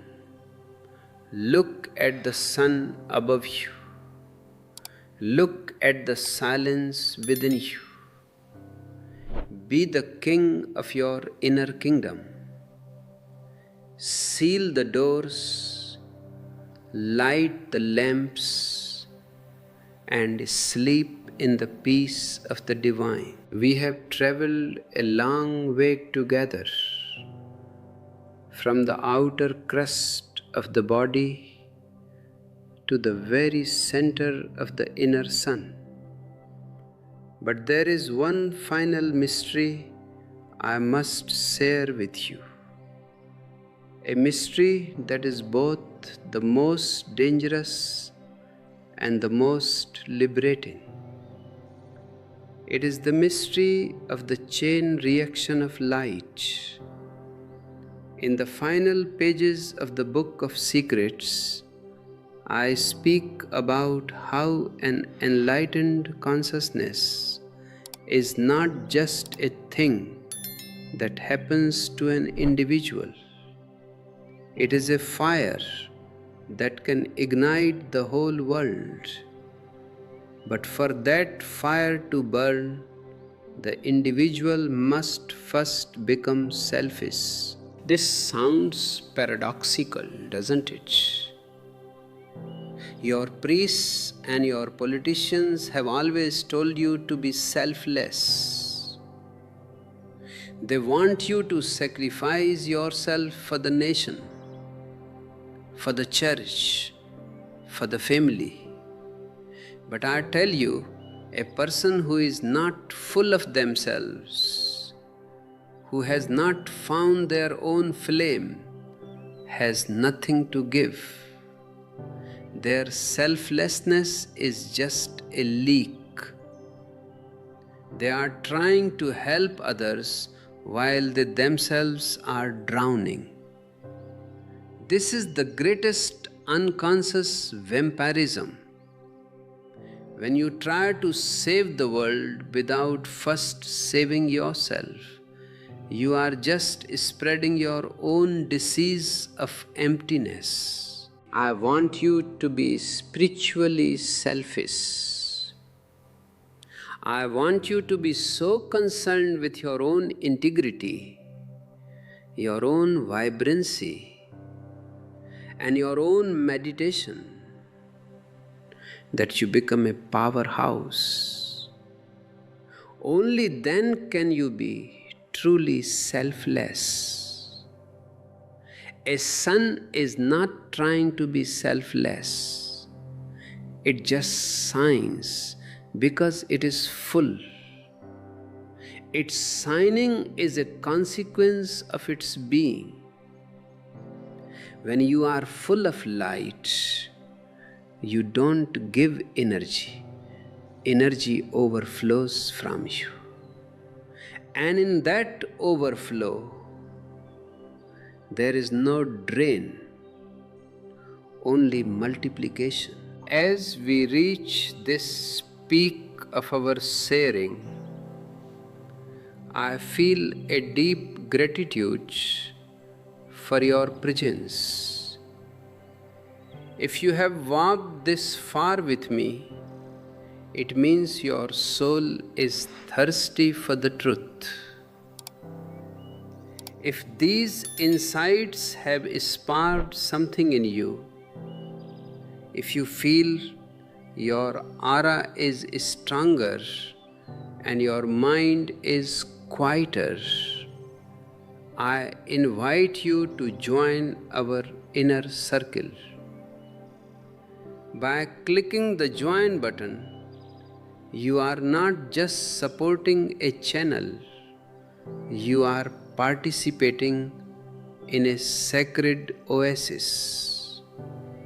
You are investing in the continuation of these hidden mysteries for yourself and for thousands of others who are still wandering in the darkness of psychic vampirism. And if you feel a sudden burst of joy or clarity from a specific teaching I have shared today, you can express that vibration through super thanks.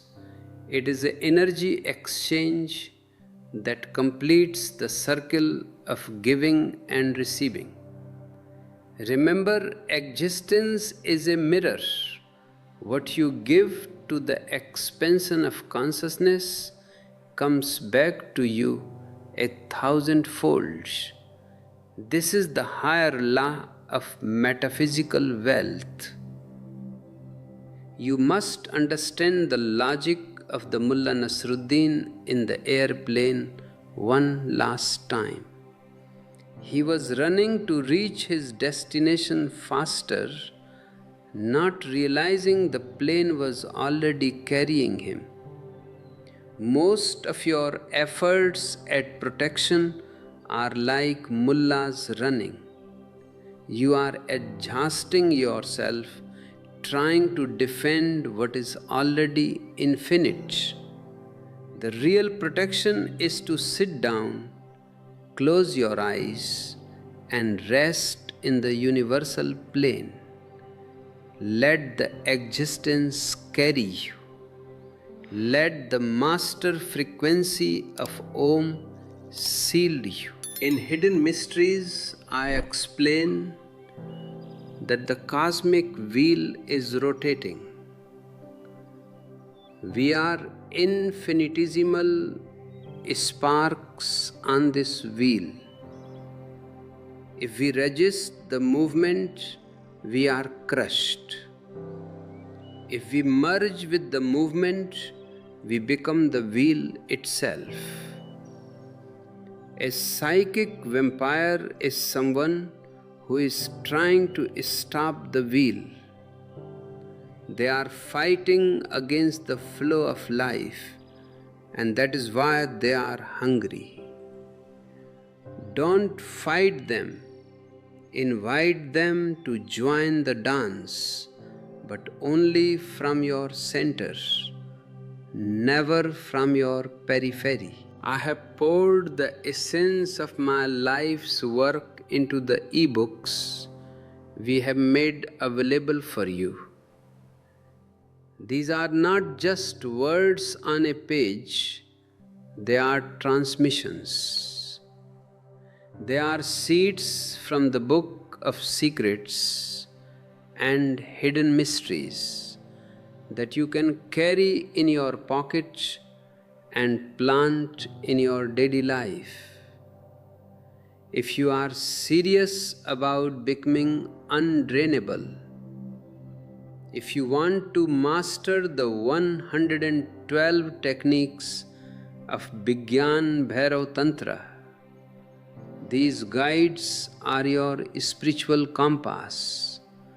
Acquire them, study them, and let them transform your very DNA. Think about the secret of the chain reaction. When one lamp is lit, it can light thousands of other lamps without losing its own flame. This is the vision I have for you.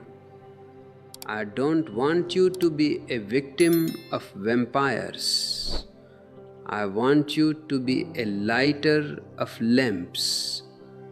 But first, your lamp must burn bright and steady.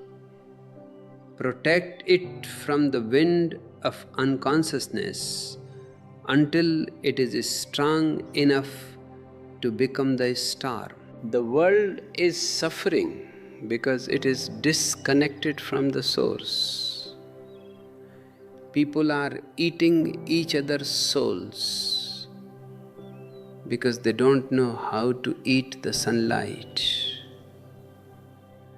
By protecting your energy, by meditating, and by staying aware, you are preserving a sacred sample of higher consciousness. You are a seed bank for the future humanity. This is your real responsibility. Not to save the vampires, but to be the light that makes vampirism unnecessary. I see many of you commenting that you feel guilty for setting boundaries. I tell you, guilt is the vampire's favorite spice. Drop it. You have every right to be whole. You have every right to be happy. You have every right to be silent. The existence wants you to bloom. A withered flower is of no use to the garden.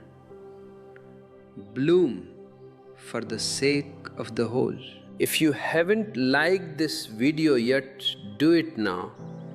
Not for my ego, but to signal to the universal algorithm that this frequency is needed in the world.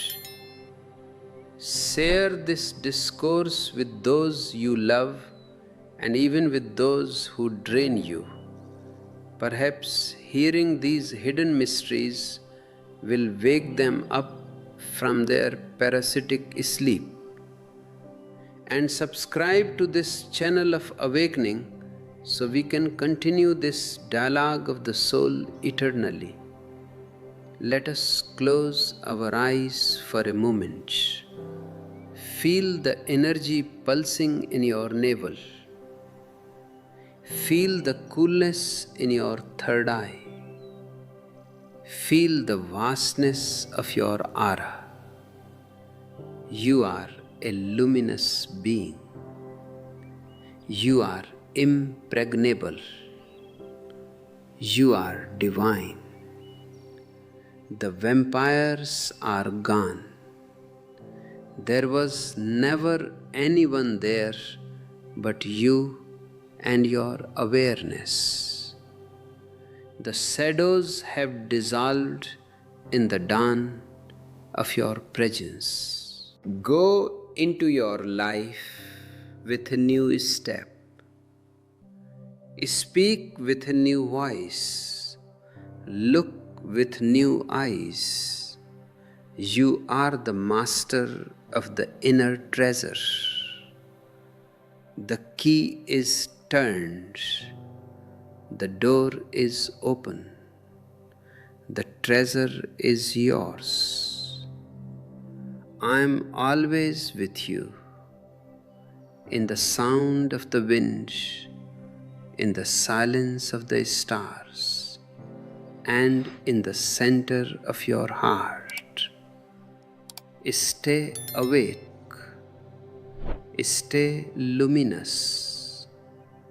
Stay blessed.